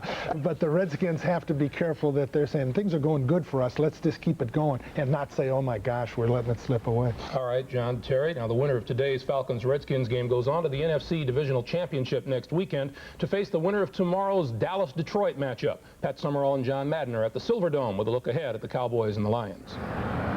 The parking lot's empty here at the Silverdome, and so is the dome itself, the home of the Detroit Lions. Earlier today, they had their last workout before their first playoff game ever here in this building, and this is a place that's been kind to the Detroit Lions, John. Well, it's a place that I think the Lions use. They've played here all season. They haven't lost a game here. I think that the Lions use that. They're a very emotional team.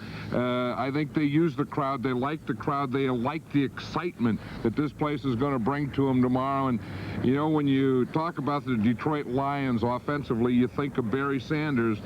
But I'll tell you a guy that has to have a big game tomorrow. That's their quarterback, Eric Kramer. What about the Cowboys? They get here later today, and what about their physical condition and their state of mind? You know, they're in good shape. I mean, I think we talk about Detroit. They're probably the most emotional team right now in the playoffs.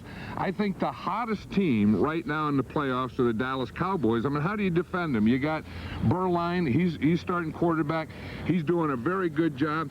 You have Emmitt Smith, the leading rusher in football. You have Michael Irvin, the leading receiver in football. I'll tell you, that puts a lot of pressure on Detroit's defense. We look forward to it. That's the story from here in Pontiac. Pat and John, thanks very much. 14-7, Redskins lead Atlanta. We'll send you back to Vern and Dan at RFK Stadium after this word from your local station.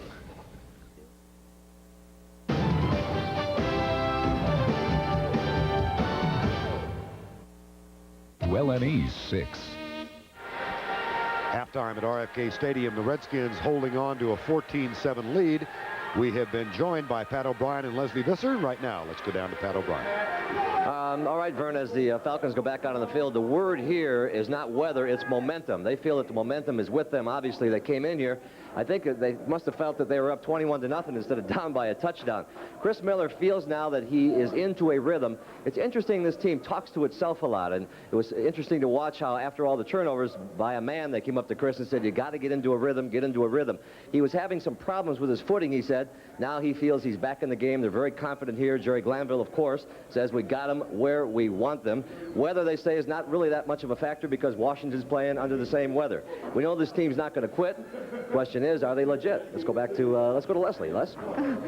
Pat, the Redskins came slipping up the tunnel here, and their motto seemed to be one half. We have just one more half. The last time they played the Falcons, they led by 25 points at half, and they feel they should be up by that today. Assistant coach Wayne Sevier said Chip Miller is having trouble not only running up to the ball, but also with his plant foot. He also said defensively that the Redskins can expect more zone defense, sort of the giant approach, as long as the game is close. Let's go upstairs to Vern. All right, Leslie, Pat, thank you. Halftime activities will continue after this message. You're watching the NFL on CBS.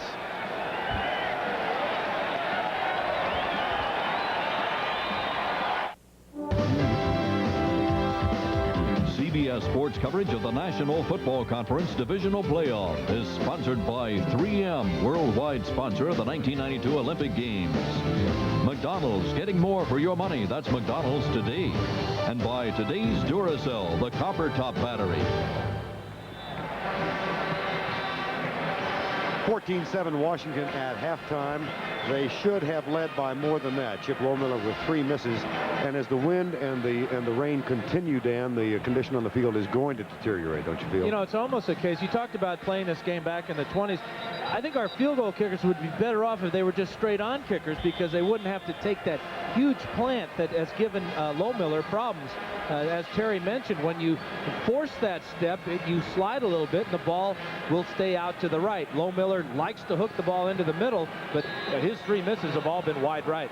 Do you agree with Jerry Glanville that momentum is on the Falcon side of the ball? They have to be feeling very good about themselves. They should be down by 25 points or 28 or whatever, only down by 7. And the important thing is they got that big drive, that 80-yard drive at the end of the first half to cut the score in half.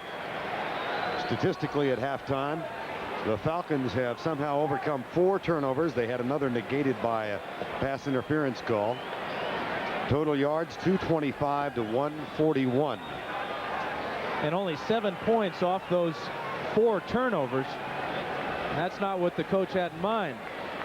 You can't ask any more of your defense than what Pettibone's defense has given Gibbs' offense so far today.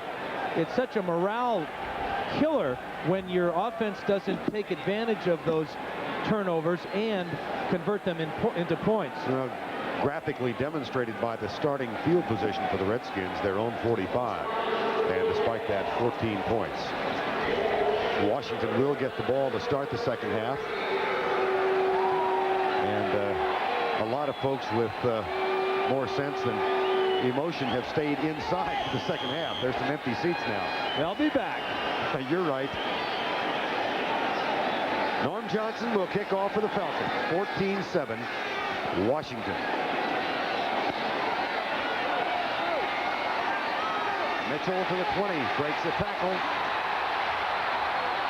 And Ken Tippins makes contact and downs him at the 38-yard line. That's a return of 35 yards for Brian Mitchell. And the pleasant conversations continue on the field. And a lot of the attention, you see Robert Lyles is back. That's a good sign for the Falcons. But a lot of the attention has gone to Deion Sanders and his kick returning ability. But Mitchell is among the leaders in his own right as the Redskins open up the second half, as they did the first half with the no-huddle offense. Ripping 50% in the first half. First down and 10. Hands it off. Ernest Biner on the right side. And they will hustle back and try and line up again. The Falcons do send in defensive substitutions. Want to get their nickel personnel in the game because the Redskins have the posse in there, and they're in a passing formation now. 2nd and 7, 14-7, Washington leads it.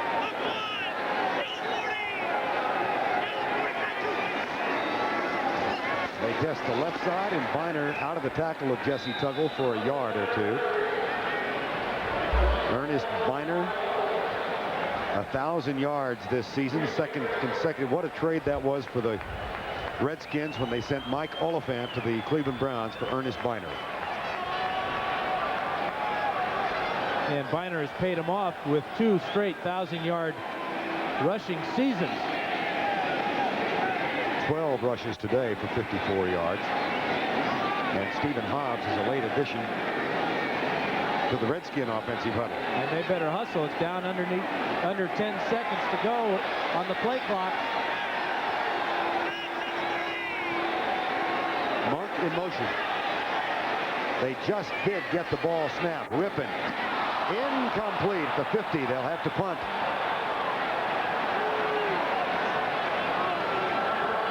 Tracy Eaton, number 32, with the defensive effort. And Art Monk took his eye off the ball, and he looked at Eaton. That's why he dropped that one. Eaton coming with the big hit. Monk would have had the first down. Kelly Goodburn back to punt for the 3rd time. We've not seen an all-out Atlanta rush. Deion Sanders signaled fair catch on one. Low snap. Here comes the rush. And it's a line drive punt. Sanders will let it roll. And it's beneficial for the Redskins. It limps to a stop at the 17-yard line. John Brandis has been having trouble with the snap, and this one rolled back to Kelly Goodburn. This is about a 3-hopper to Goodburn. He does a great job of getting rid of it, as Eaton almost got his left hand on it, and the ball rolled all the way inside the 20-yard line. But this is not a good start for the Redskins here in the second half. You talk about momentum line. But this is not a good start for the Redskins here in the second half. You talk about momentum. The fans are trying to whip the Redskins into shape, but right now the Falcons have got that momentum we talked about. Well, despite 4 turnovers, they gave up only 14 points. They went 80 yards right before halftime, got a touchdown from Tracy Johnson, and now they have the ball back. Opening drive for Atlanta in the second half. Miller slips and falls. That'll be a sack. That's not a coverage sack. That's a weather sack. Yeah, the puddle got him right about the 10-yard line. You can draw up all kinds of pass patterns and pass protection, but if the field is as bad as this one is, there's just no way a mobile quarterback such as Chris Miller can deal with this terrible footing. This really hurts the Falcons because Chris is one of the better quarterbacks, especially in this offense, of moving around and finding receivers down the field. The intensity of the rain increases. 2 seconds on the play clock. Miller's going to have to hurry. Gets it called. Johnson stuffed. It'll be 3rd and 17 at the 10-yard line.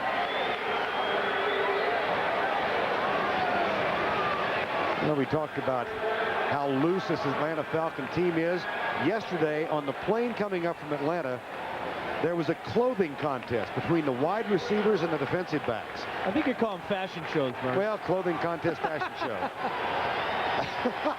And it was between the wide receivers and the defensive backs, judged by the offensive line. Chris Hinton was the ultimate judge.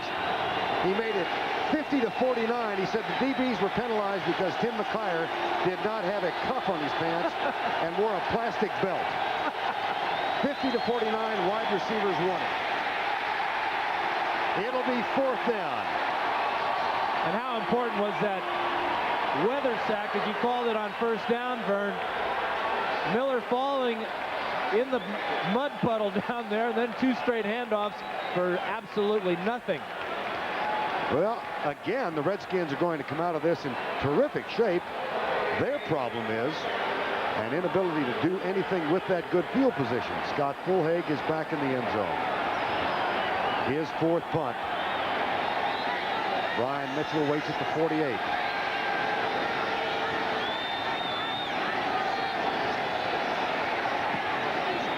Short. Mitchell.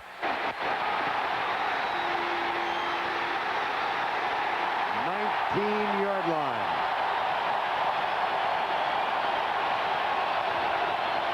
The average better than 13 yards per punt return this season. This one, 27 yards. He makes a great catch on the one hop there, and now because it was a low kick, there's just not enough black shirts down the field. And then the determination of Mitchell puts the ball inside the 20-yard line. Special teams coach Bobby April for the Falcons, and Mark Rippon, who is really having only an average day. He hands it off to Irvins, goes right, and they gain a couple to the 17-yard line.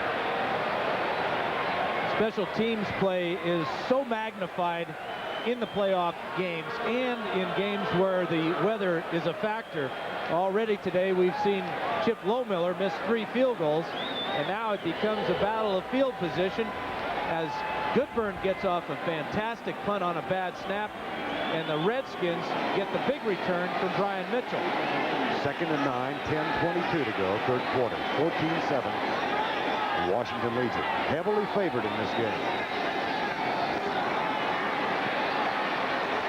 Rippon, that's coverage downfield, and he somehow underarms that ball and gets it to Ricky Irvins for a modest gain. It'll be 3rd and about 6.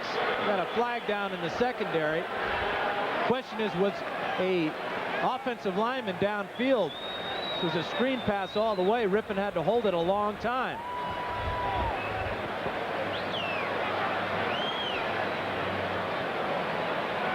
And that is the call, preliminary signal.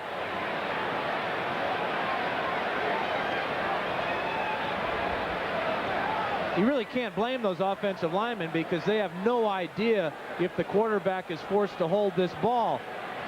But good coverage by the Falcons as they smelled out that screen pass and forced the Redskins down. Ineligible man downfield, number 69 of the offense.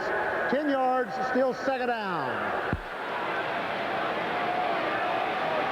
Here's Schlereth right here, and watch as he comes out on the screen how long Rippon has to hold this ball before he delivers it to Ricky Irvins. The coverage here on the outside as Irvins just gets caught up in the defensive lineman. Rick Bryan with the play there, and there you see not only Schlereth, but Bostic was downfield. Jim Lachey, by the way, is back in the lineup playing with a knee sprain. That's good news for the Redskins. 2nd down and 19. 14-7 is the score. Washington leads it. 4-man rush this time. Rippon deep left side. Man open. Caught Art Monk. And belted out of bounds by Scott Case in front of Deion Sanders. Vern, when I played in San Diego with Charlie Joyner, Art Monk is on the outside here, and he's going to run the deep comeback route as I draw terribly. But the thing about Charlie and Art Monk is they're like security blankets for a quarterback. You always know they're going to find a spot in that secondary to pick up a big play. 3rd and 1. 3rd and 2 make it officially. Irvins, oh, I don't know. I don't know. And if they don't get the first down, given the problems Lohmiller, oh, they got it. So it's not a conversation worth pursuing. He did get the first down. Well, let's pursue it anyway. I think Gibbs would have gone for it on fourth down. Because even if you don't make it down here, you're forcing Atlanta to take over deep in their own end in a very sloppy field. Irvins again. Gets by Tim Green. Slips another tackle. Case bumps him out of bounds. Inside the 5. You know, Ricky wears that number 32. He went to USC. And probably the greatest running back on a bad field that I've ever seen is O.J. Simpson. Ricky Irvin's putting on a pretty good show here for just a rookie, third-round pick from SC. Boy, he talked about getting a wide base. He doesn't need to obtain much. He's got one to start with. 200 pounds on just 5'7" inches. It's coming in handy for him right now as the Redskins set up inside the 5. And again, they call on the short yardage specialist, Gerald Riggs. He is the deep man in the eye. It's Riggs. And his erstwhile teammates jam him up. It'll be third down. Easy to pick out Riggs. He's got the cleanest uniform out there.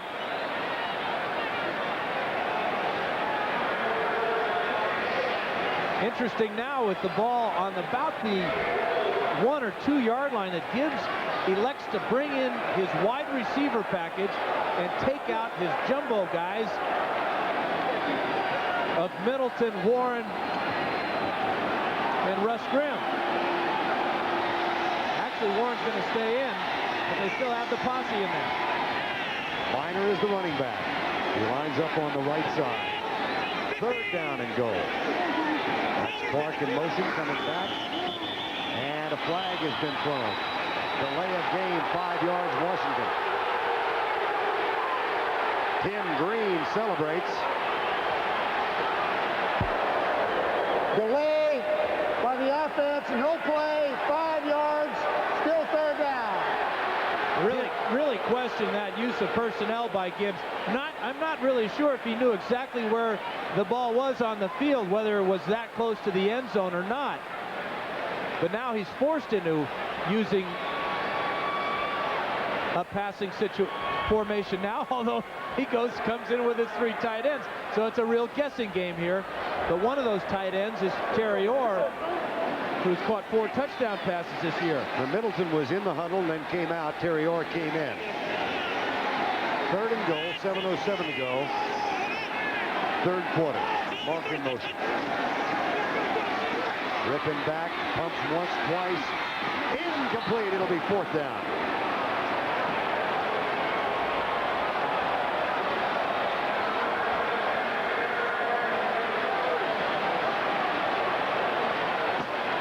Gary Clark, the intended receiver. Well, this is what Rippon is trying to find, is Clark in the middle. He's got Monk to the corner, but with just a 3-man rush, the 8-man secondary is just too much for Clark and Rippon. He had a lot of time to throw, but not a lot of room to throw the ball in. Lohmiller tries to get his first in 4 attempts, 24 yards out, and he does manage to end the goose egg. Chip Lohmiller from 24. And that increases the Redskin lead 17-7. In 3 weeks, CBS Sports presents Super Bowl 26. On June 20. On the Atlanta sideline, one of the reasons I find such pleasure in doing what I do for a living, meeting young men like Tim Green. Bright, literate, graduate of Syracuse, and really a fiery football player. During the commercial, he was going up and down the sidelines, patting people on the back, and really giving Chris Miller a boost. Deion Sanders, touchback.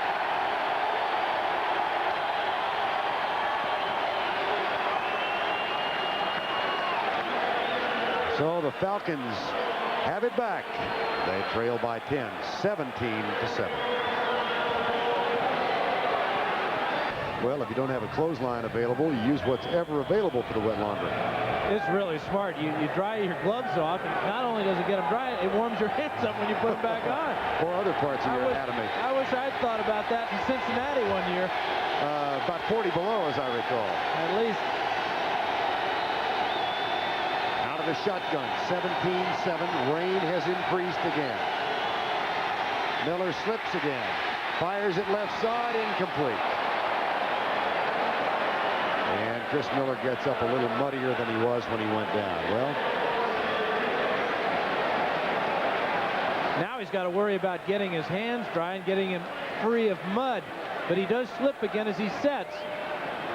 But being the good athlete that he is, he righted himself to get rid of that one, but then he takes the nosedive into the muck and mire. why do I think if John Madden is watching this, he is loving it? John and Pat, of course, will be with you in Detroit tomorrow. Dallas and Detroit. Winner of that game plays the winner of this one for the NFC Championship. Miller got Pritchard first down at the 35. Wilbur Marshall with the tackle. That's a gain of 15, and Marshall gestures toward the Atlanta bench. One thing that the Falcons have not been able to do is get the ball to Michael Haynes yet. He has 0 catches. Pritchard now has 3 and Rison 5, but their big weapon has been taken away by a combination of Darrell Green's tight coverage and the zone defenses of the Redskins. Michael Haynes, the hero of last week's win in New Orleans. And a man of blazing speed, perhaps negated on this field. There's Rison. Out to the 43 where you could hear the collision. One thing a player such as Rison has to worry about, obviously, is his footing, but also pulling a muscle out here, trying to make too many moves. This is real dangerous field, and Rison would be well advised to forget about running for a touchdown, get as much yardage straight up the field as he possibly can. Andre Rison, who in regular season this year came up with 81 catches. He has 215 in his first 3 years, more than any other player after 3 years in the history of the league. Surpassing Sterling Sharp of Green Bay and Tom Fears, who played a couple of years ago. Miller, incomplete. He went for Haynes this time. Michael Haynes, who took a circuitous route to the National Football League, graduated from Clark High School in New Orleans, and then went to Eastern Arizona Junior College. Followed some classmates who played football. He only played in the band and ran track. We asked him yesterday exactly where is Thatcher. Oh, it's easy. It's a 2.5-hour drive east of Phoenix. And then he went to northern Arizona, which is the other direction.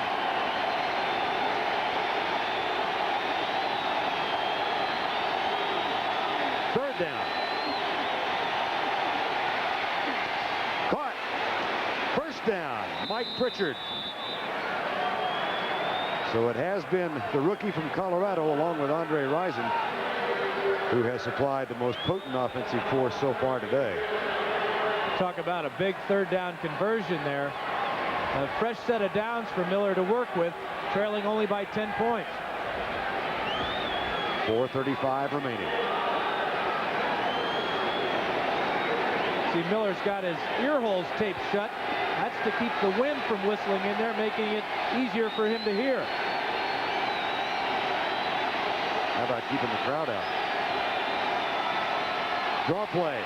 Eric Pegram. Just a couple. Kurt Gavea playing in place of Matt Milling. It is not pleasant. Tim Green is thinking back to those collegiate days in the warmth of Syracuse in December. Playing indoors at the Carrier Dome, a little bit different than what we're seeing here.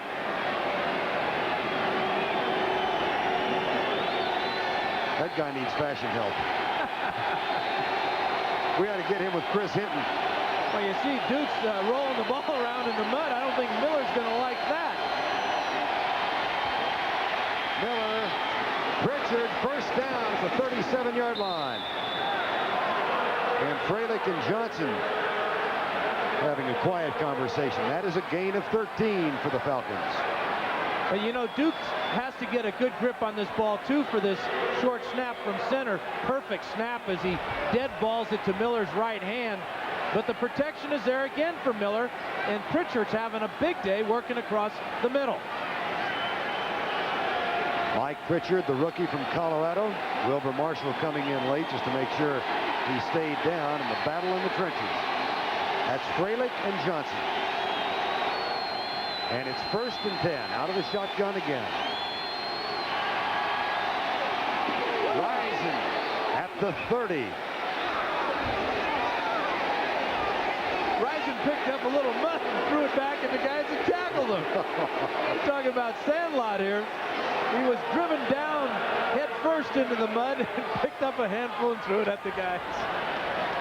I'm not sure there's a penalty in the NFL for that. Mud throwing. Yeah. This is really a grudge match. Jesse Ventura ought to be here. He would love it. Watch Rising as he's driven back by Edwards and Gavea. He'll pick up a little bit of mud and toss it at him. Illegal use of mud. Miller down at the 40. 3rd sack. The ancient wonder, Monty Coleman, who said last night he wants to play 15 years in this league, which means he needs 2 more. He came up with probably the biggest play here so far, because that puts Atlanta in a 3rd and long situation, and Miller will be facing a secondary that will drop 7. 1:38 remaining in the 3rd quarter. Outlaws are gaining on the posse. That's not the way it's supposed to be.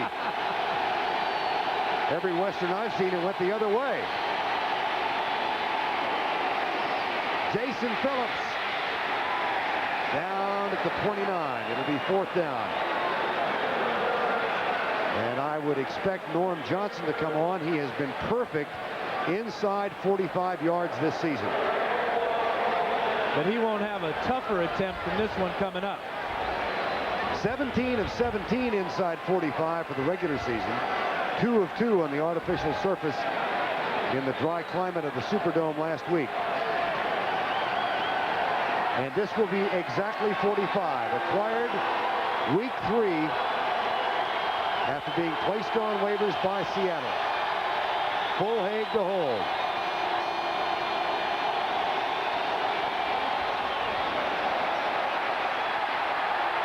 First miss from that distance. Understandable. It looked like a carbon copy of the 3 Lohmiller misses. Good snap, good hold, but the ball just stays wide right.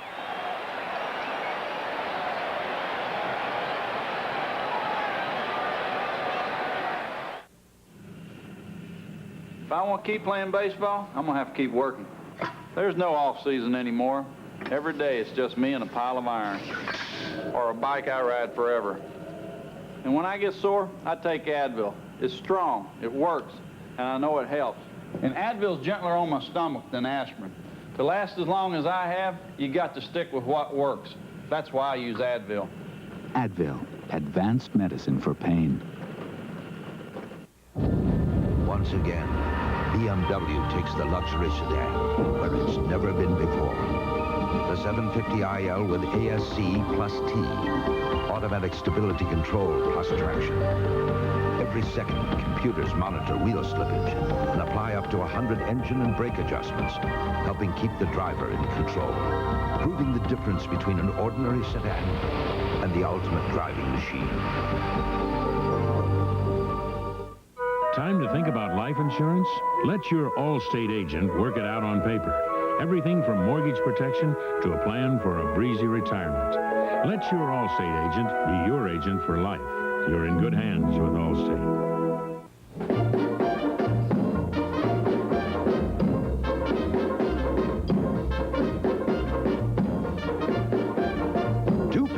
Crazy Breads, 2 servings of Coke Classic for $7.98. At Little Caesars, it's a party. Big East battles Big Ten when the 5th-ranked power of the Connecticut Huskies takes on the Fighting Illini of Illinois. Today on CBS Sports.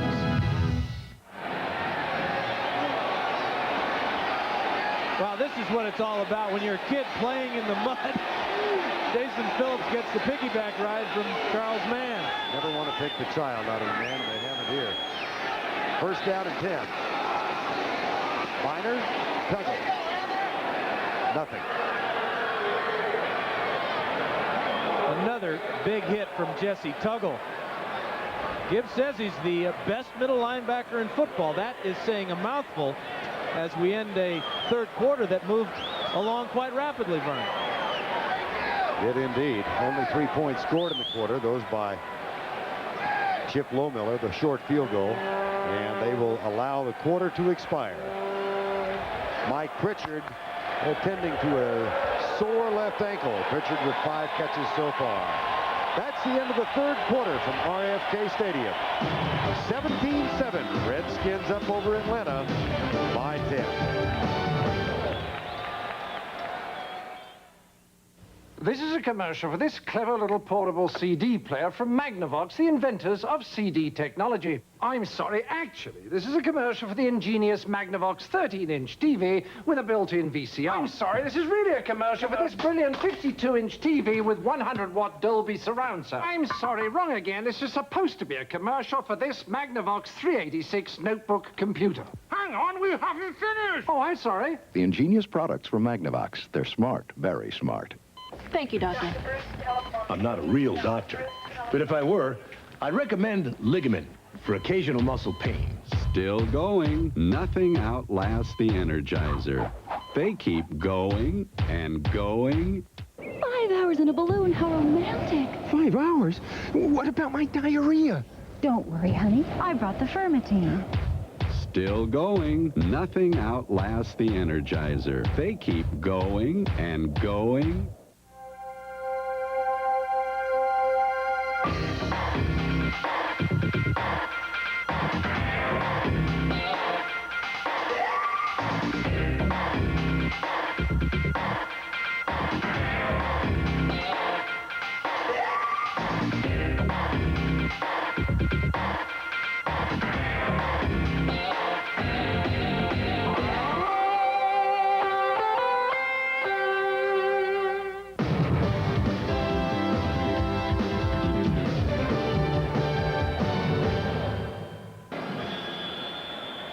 Washington Redskins at home leading the Atlanta Falcons 17-7.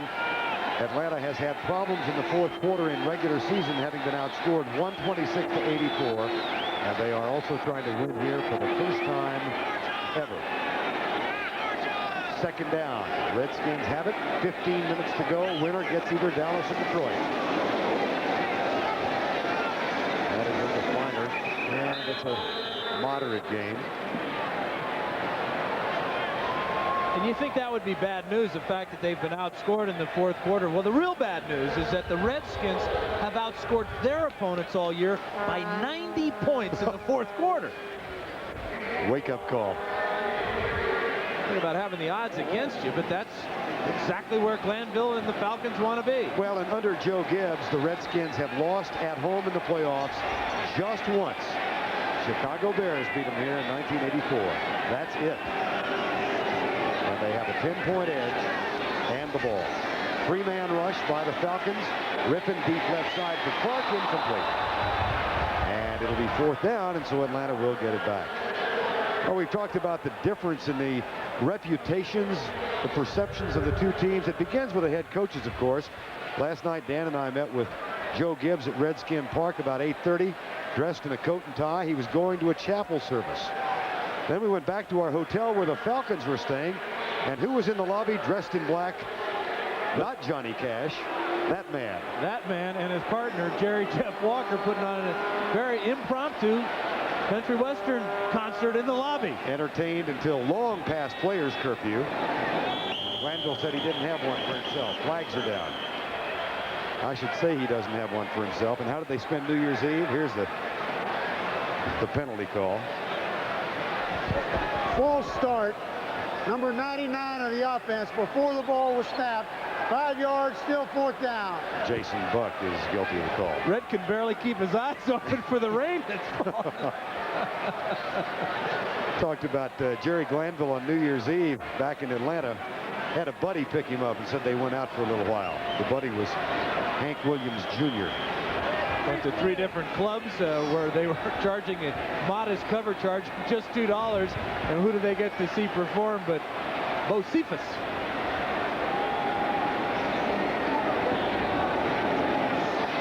Low snap. Got it away. Good one. Deion Sanders at the 31. Got some room. Not enough. Down at the 41-yard line. Here comes the late flag. 16 on the return of a 43-yard punt. And it's against Atlanta. Boy, big mistake on his special teams. Sanders had a very good return, but it's going to be pushed back 10 yards for the illegal block. During the run back. Number 41 of the receivers. Be a 10-yard penalty. 1st down at 10. Look of dismay on the face of the special teams coach, Bobby April. We'll return to RFK Stadium after this message from your local station. You're watching the NFL on CBS. This is CBS. At 8 on WLNE 6. 14 minutes remaining. NFC Divisional playoff game. The Washington Redskins led by 7 at the half. They've increased it to 10, but Chris Miller and the Falcons have the football at their own 32-yard line.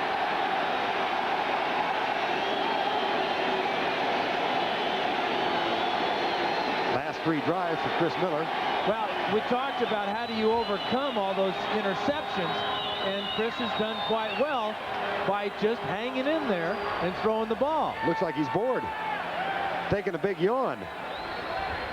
That's one of those anxiety yawns.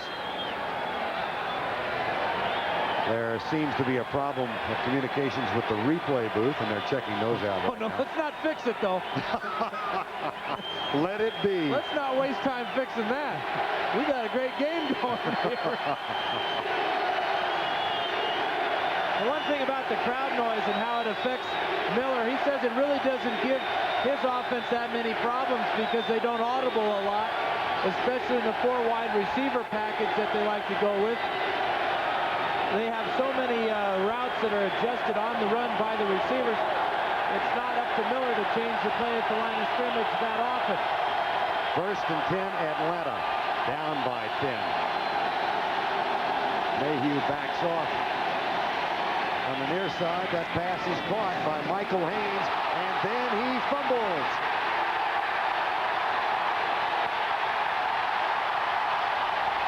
Redskin ball in the arms of Wilbur Marshall.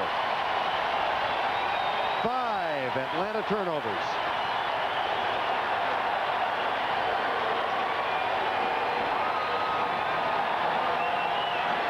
And this may have been Miller's best throw of the day. A long out pattern to Michael Haynes. And he has to squeeze it between defenders here. There's the catch. And then the hit from the backside by Andre Collins, and Wilbur Marshall with another takeaway for the Redskins. 5 Atlanta turnovers. They had 6 in losing 56-17 here before. And gosh, Dan, I think they may have gotten the communications fixed to the replay booth. Yeah, and look what they did, Vern. Bob Wagner now has a walkie-talkie in his hand there. And they're reviewing it. We have a catch, a fumble, a recovery by the defense. The play is being reviewed by instant replay. Yeah, that's what they're using. Now he wants somebody to turn it on for him so that he can communicate. Watch this catch, and then the hit by number 55, Collins, as he drills Haynes in the back and pops it loose. Now, what are they reviewing? Obviously a catch. Haynes made the catch, turned around and got hit, and then was following a review by the replay official. The play stands. Absolutely. And I think it was Kurt Gavea who got the hit. There it is. And the play does stand. 5 turnovers. And first down and 10, Washington at the 48-yard line. Ricky Irvin's in the lineup.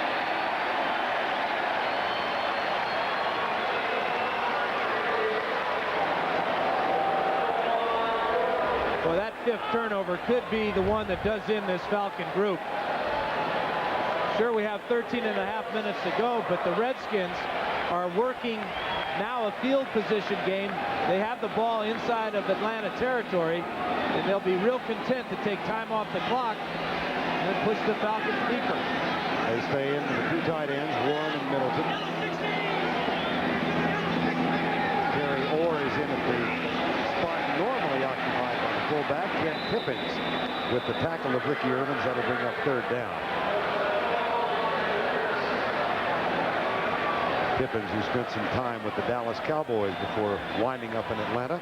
And of course, Dallas and Detroit play tomorrow, 3:30 Eastern time on CBS. John and Pat are there, and they'll play on 2 of John Madden's least favorite things. He hates artificial surface and indoor stadiums. Yeah, John, if you're listening, eat your heart out. We're having a ball here in the mud and rain and wind and dirt. Mike Ken, 14 years in the league, hoping to play one more game at least this year, but his team needs to stiffen. Here's Rippon. That's caught, and it might be enough to move the chain. Very close. Gary Clark.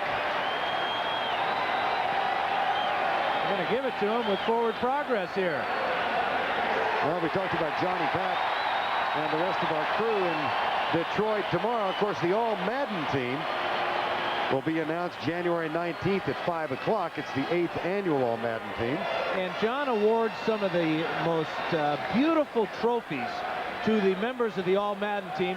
And those trophies and plaques are made by a former teammate of mine, Big Ed White, a closet artist in his own right. And a former coach with the San Diego Chargers. Unfortunately. Yeah. There's a lot of former coaches around nowadays. Irvins inside the 40 at the 38. The clock is down to 11:30 remaining in the ball game.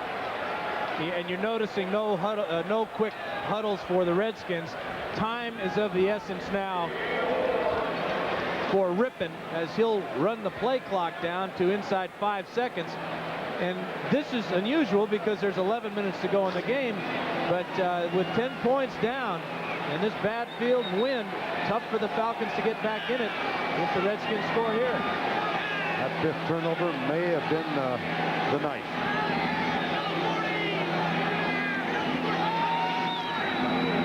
Irvins, and he is stopped short of the first down at the 35-yard line. And the clock at 10:45 and winding down. Redskins heavily favored, 14-2 for the year. Under Joe Gibbs, of course, they have won 2 Super Bowls, favored to win it again this year. We talked about how they led the league in 3rd down conversions, hitting over 50%. Well, today they're right around 33%. And this is a big one coming up. 3rd and 4. 10:15 to go in the ball game.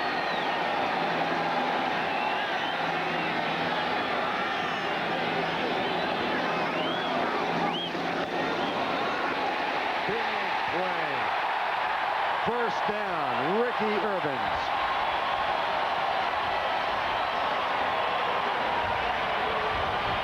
This is why they call them the Hogs. They are at home here in this pigsty. McKenzie and Lachey on the counter tray, the trademark play of the Washington Redskins. And a big first down for Ricky Irvins. Where do they go after the game? Anywhere they want. Not those guys, the other guys.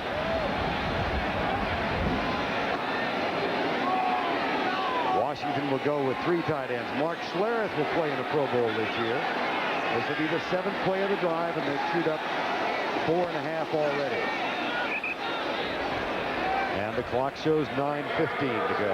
And every time the ball is snapped and they run a running play, they're taking 40 seconds off that clock. So every time you convert a 3rd down, that's 2 minutes. And and they'll let it wind down now. Mark Rippon. Mark is couldn't have picked a better time to have a great year. Rippon, Leslie told you on the NFL Today, he spent $20,000 buying watches for his linemen. He's got a new contract coming up. And the first name he mentioned when we talked to him about his contract was "Thank you, Dan," as in Dan Marino, for raising the ceiling a bit. Right. You like to have the curve going up. Rippon, backfield, hit incomplete for Gary Clark. It'll be third down. Clark also spent the holidays here. Of course, the Redskins had the week off, and he is from Canada originally, but he flew his mom and 2 brothers and a sister-in-law and a sister down here to spend the Christmas holidays with the Rippon family.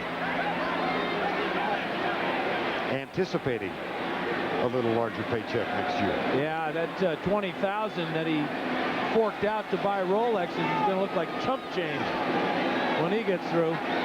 Redskins only 5 of 13 today. Clock at 8:28, 3rd and 9.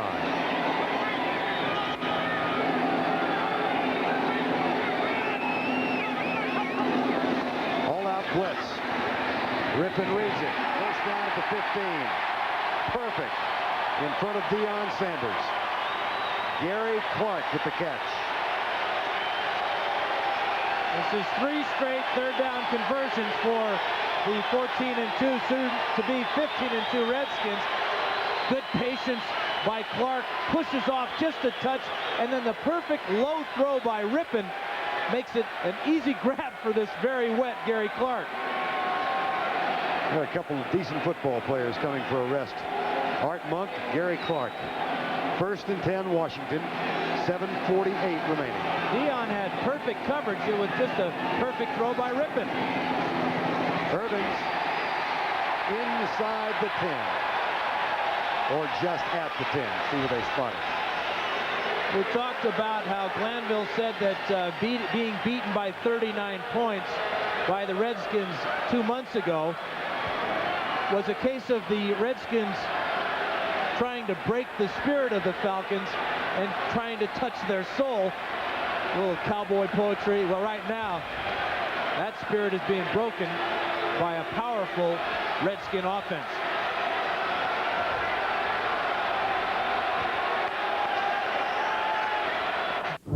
This game summary is sponsored by Budweiser. Take a look at the second line. 5 Atlanta turnovers. Amazingly, they have led to only 7 Washington points. But that has been a big, big factor in the game. Chip Lohmiller has missed 3 field goals. And now the Redskins, leading by 10 with 7:31 to go, have a second down at the Atlanta 10-yard line. And they will keep it on the ground again. Ricky Irvins down to the 7-yard line. We may be seeing a changing of the guard for the Redskins on this drive. It has been Ricky Irvins. In fact, today, he's been the main guy on the ground for the Redskins. 77 yards now on 18 carries, and Gibbs is putting the ball in his hand on this all-important drive. Time has been called by the Atlanta Falcons. They have 1 left.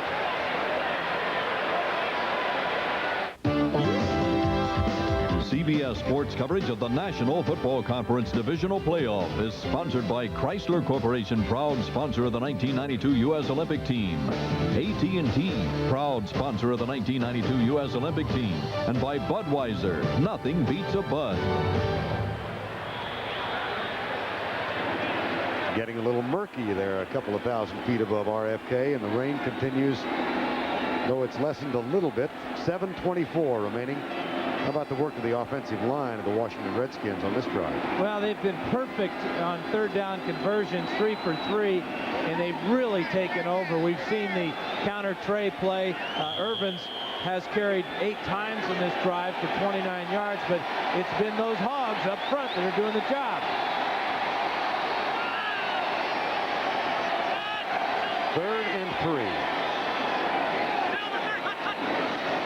Rippon will throw. He hasn't been sacked yet today. Had Irvins, who was going backwards, and a flag is down.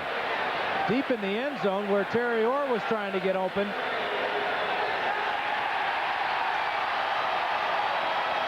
Defensive holding, that'll be a first down.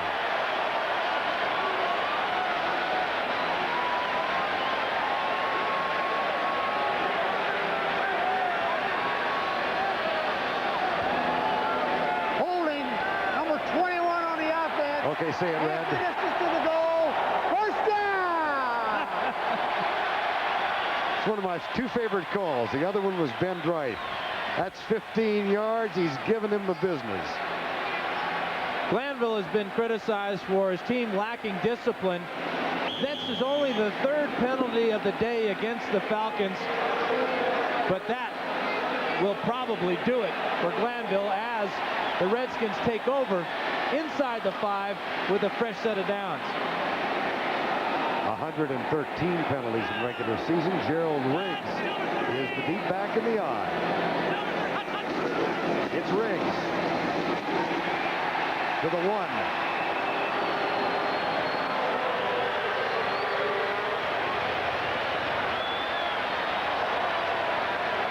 .7:05 to go. And they started this drive about 6.5 minutes ago after the 5th turnover, Michael Haynes' fumble. 138 yards on the ground for the Redskins today. And they are up by 10. At home next week against either Dallas or Detroit. Detroit, of course, lost here 45-0 game number 1. The Cowboys won here week number 11. Riggs.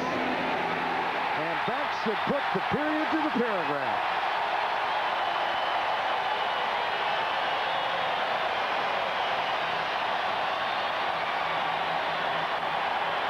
And a dagger in the heart of the Atlanta Falcon hopes.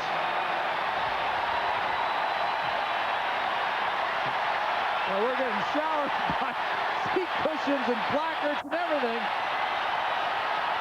Who started that?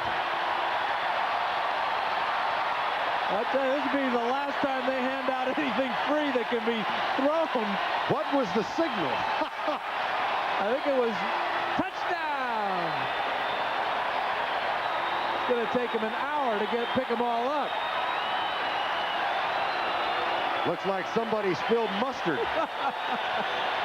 I think there's a flag down on the field, Vern, but I couldn't tell you where or what it was for.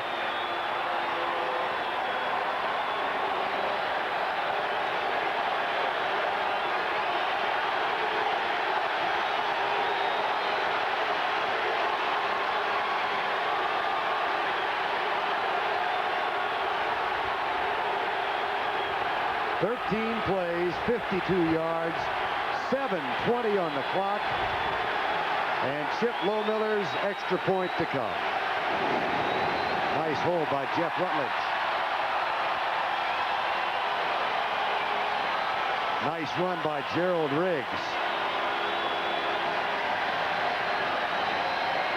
This is Riggs' 13th touchdown rushing of the year and also the 13th play of this drive, and this will ensure the Redskins will play next Sunday.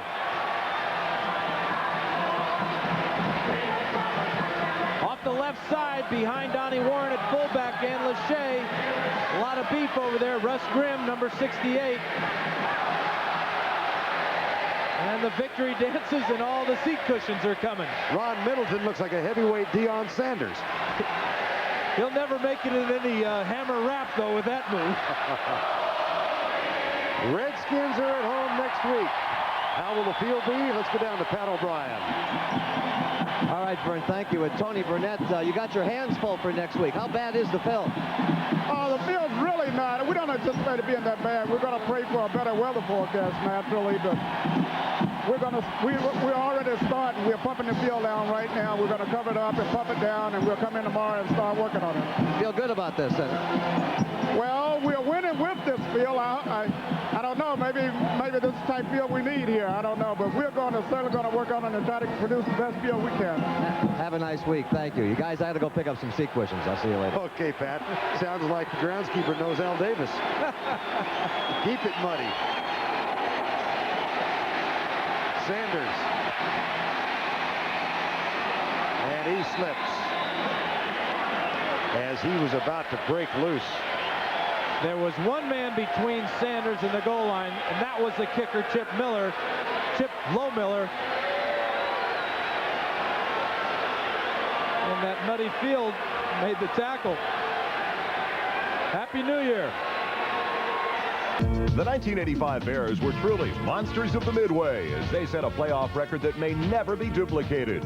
In a divisional playoff game against the Giants, Chicago beat New York 21-0, and 1 week later shut out Los Angeles to win the NFC Championship. By not allowing a single point in 2 postseason games, the Bears defense led Chicago into Super Bowl 20 and made the Bears the best they can be. Well, the cushions have been pushed off the field and around the playing surface 24/7. Washington Redskins will be at home, and the season will come to an end for the Atlanta Falcons. 5-5 after losing here by 39. Won 5 in a row, lost in Dallas, won in New Orleans last week. Only the second playoff win ever for the franchise. The last was in 1978. But they haven't had the ball enough in the fourth quarter to matter. Here's Miller. That one is incomplete. And Sidney Johnston made sure it was. Chris Miller was telling us last night, Dan, the one thing he hated about losing that game 56-17 here, even though he didn't play, was hearing "Hail to the Redskins" sung by these fans 8 different times after every touchdown. I can relate to that, Vern. Going back to my college days at the University of Oregon, we played Oklahoma in Norman, and they played Boomer Sooner after every time they scored, and their band was right behind our bench. Well, they scored 68 points. I learned all 12 verses of that stupid song one day. 2nd and 10. Chased by Fred Stokes. Caught by Fred Stokes. That's the 4th sack. And the celebration begins on the Redskin bench. They are at home next week against either Dallas or Detroit. They'll be favored no matter the opponent. I get a sense they would just as soon have Detroit come in here. There's something about Dallas. These fans know it. They've been chanting, "We want Dallas. We want Dallas," in the timeout. And Joe Gibbs is turning around saying, "No, no." There's no way the Redskins want to play the Cowboys. I think the Cowboys are going to beat Detroit tomorrow, and that's exactly what we'll see next week. A fantastic game between a couple of bitter rivals. Dallas and Detroit in the Silverdome tomorrow, where the Lions, not to put them to sleep too quickly, are 8-0 this year. Incomplete for Miller. And, of course, that game tomorrow at 3:30. This is hammer time, not the kind of hammer time you wanted. But that shows me a lot. The hammer stuck around. He could have easily gotten in one of those big old limos and taken a hike, but he is too legit to quit. Oh, boy. I wish I hadn't said that.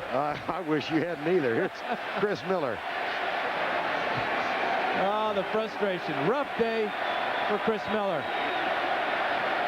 17 of 31 for 178. 4th and 19. And not to do, but go for it.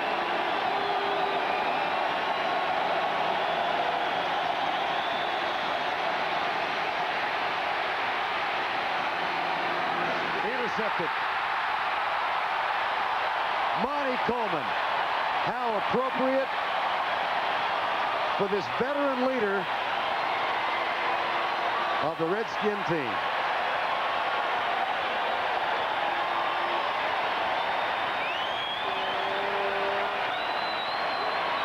An 11th round draft choice out of Central Arkansas in 9th. Oh, Brandis has got it down.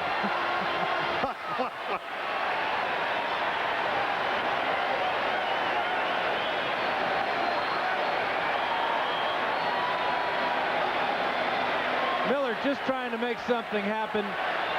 Not quitting. Had a receiver, but with the field conditions and a slippery ball and the wind, this ball gets out of spiral, and it's an easy interception for Coleman. Hand off to Ricky Irvins down to the 41.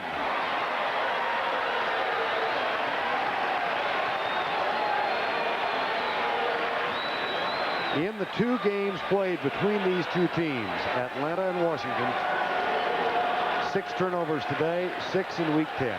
And we're seeing the perfect example of why you try so hard during the regular season to get the home field advantage.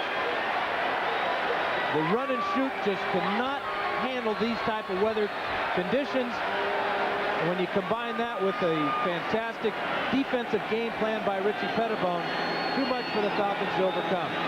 2nd down and 4. Here's Irvins again. Searching to the outside. 1st down, Washington. Heads-up play by Irvins for a rookie. Sliding, not going out of bounds, keeping the clock rolling. Gave up some yardage to keep the clock rolling. That's a veteran play by Ricky Irvins. Watch, he sees the sideline coming up, and he's going to take the dive right here for us and keep that clock going. Save. You notice he's keeping his head out of the water. Darn, well, he could drown. That's that pop-up slide. Ricky Irvins, injury problems at Southern Cal, 3rd-round draft choice. Joe Gibbs said Charlie Casserly put together films of the 7 or 8 running backs they were considering. And this is the man they selected, and boy, has he paid big dividends for them. Ricky Irvins. And they remembered Ricky's performance in the Rose Bowl. But the Redskins have made a lot of right moves to be in this position. Set out in Southern California, he had no idea he was going to be coming to the Redskins. He was, a year ago this weekend, he was pulling for the New York Giants and Bill Parcells. And I'm sure that his teammates will forgive him for a little while. But one of the interesting things, though, yesterday when we were talking to him, he's just a rookie. You got to remember that. Monty Coleman was next on our list to talk to. Monty said, "Hey, rookie, get out of that chair. You're out of here." When is a rookie no longer a rookie? Well, technically, after the 3rd game of his 2nd year. But some guys, they're rookies their whole lives.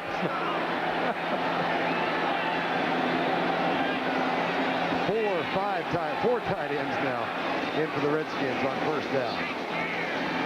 And the clock shows 4:18 and counting. Rick Bryan makes the tackle. We talked about that fashion contest that the Atlanta Falcons had yesterday, and they are a very loose group and a lot of fun to be around. And Jamie Dukes was telling us the difference in the fashion show was Tim McKyer, that Chris Hinton said, you can't wear a plastic belt. You got to know that cuffs have been in for 8 years. And on top of that, McKyer wore brass instead of gold. And that was the difference. Well, we checked around and said, who is the worst dressed player on the Atlanta Falcons? Sad to say, it was a defensive line. Some guy from Oklahoma out there. Where's 77? Here's the blitz on the run. And the handoff is down at the 28-yard line. 3:25 to go. No timeouts left for Atlanta, of course. And Irvins is getting close to that 100-yard mark. Needs just 5 more yards. But with the time, no timeouts, no way to stop the clock. The Redskins can put this one away. But it's interesting that Gibbs is going with Irvins in this situation now instead of Ernest Biner. He says that Irvins has given him a lot of big plays all year long. 3rd down and 5.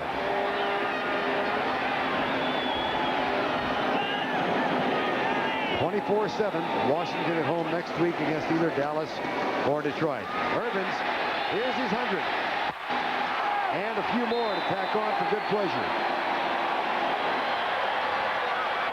Congratulations from Ed Simmons.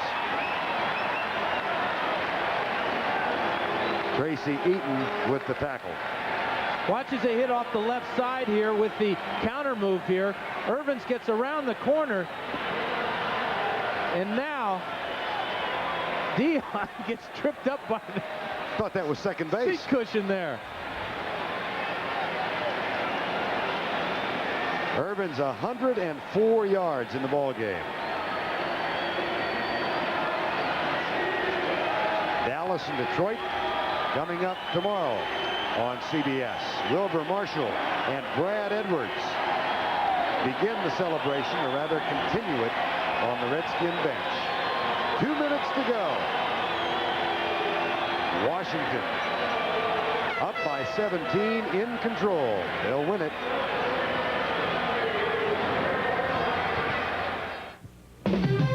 Don't forget the NFL Today postgame show coming up with Greg and Terry and John Robinson back in our New York studio, and that'll be followed by college basketball. The undefeated UConn Huskies travel to Champaign, Illinois to take on the Fighting Illini. That's coming up live after the NFL postgame show.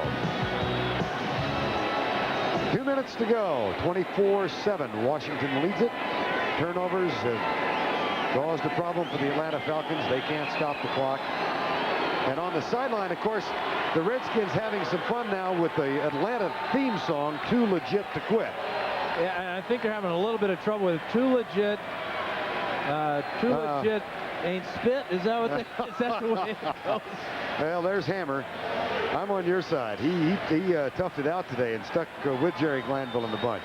I wonder what happened to MC part of that, though. I mean, he's going the way of Cher, huh? And Madonna, yeah. One name. You reach that kind of status and it's one name. Oh, it's kind of like Vern. Yeah, there's that guy in Tennessee who keeps doing those commercials. Trying to get rid of him for years. Mark Rippon on second down. They will stop the clock again. For Jerry Glanville and the Falcons. By the way, Evander Holyfield was on the bench. I see Hammer still over there.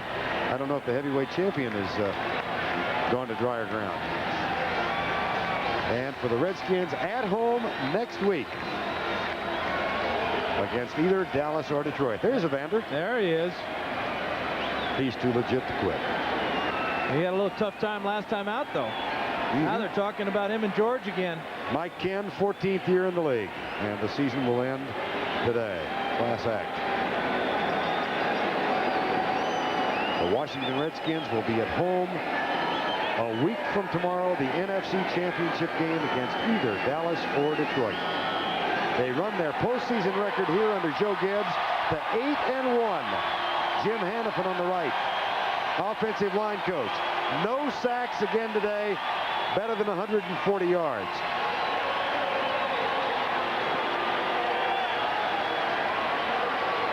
Our game today produced by Mark Wolf, directed by Larry Cavallina. The NFL Today produced by Eric Mann, directed by Duke Struck. The senior producer of the NFL on CBS is Ed Goran, and the executive producer is Ted Shaker.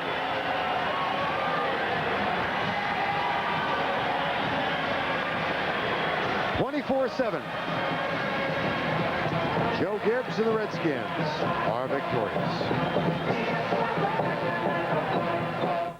In making sports coverage of the National Football League. Some people perspire. We sweat. You need Arid Double X protection to help keep you extra, extra dry. And look, it's the only leading solid that doesn't leave a white, flaky mess. Arid Double X helps keep us extra. Extra dry. The Broncos' Gaston Green, one of many reasons why the 12-4 Broncs were able to turn things around this year after going 5-11 in 1990. As you see, he was second in the conference in rushing and earned a trip to the Pro Bowl. Now, the Broncos' 12-4 record earned them the AFC West.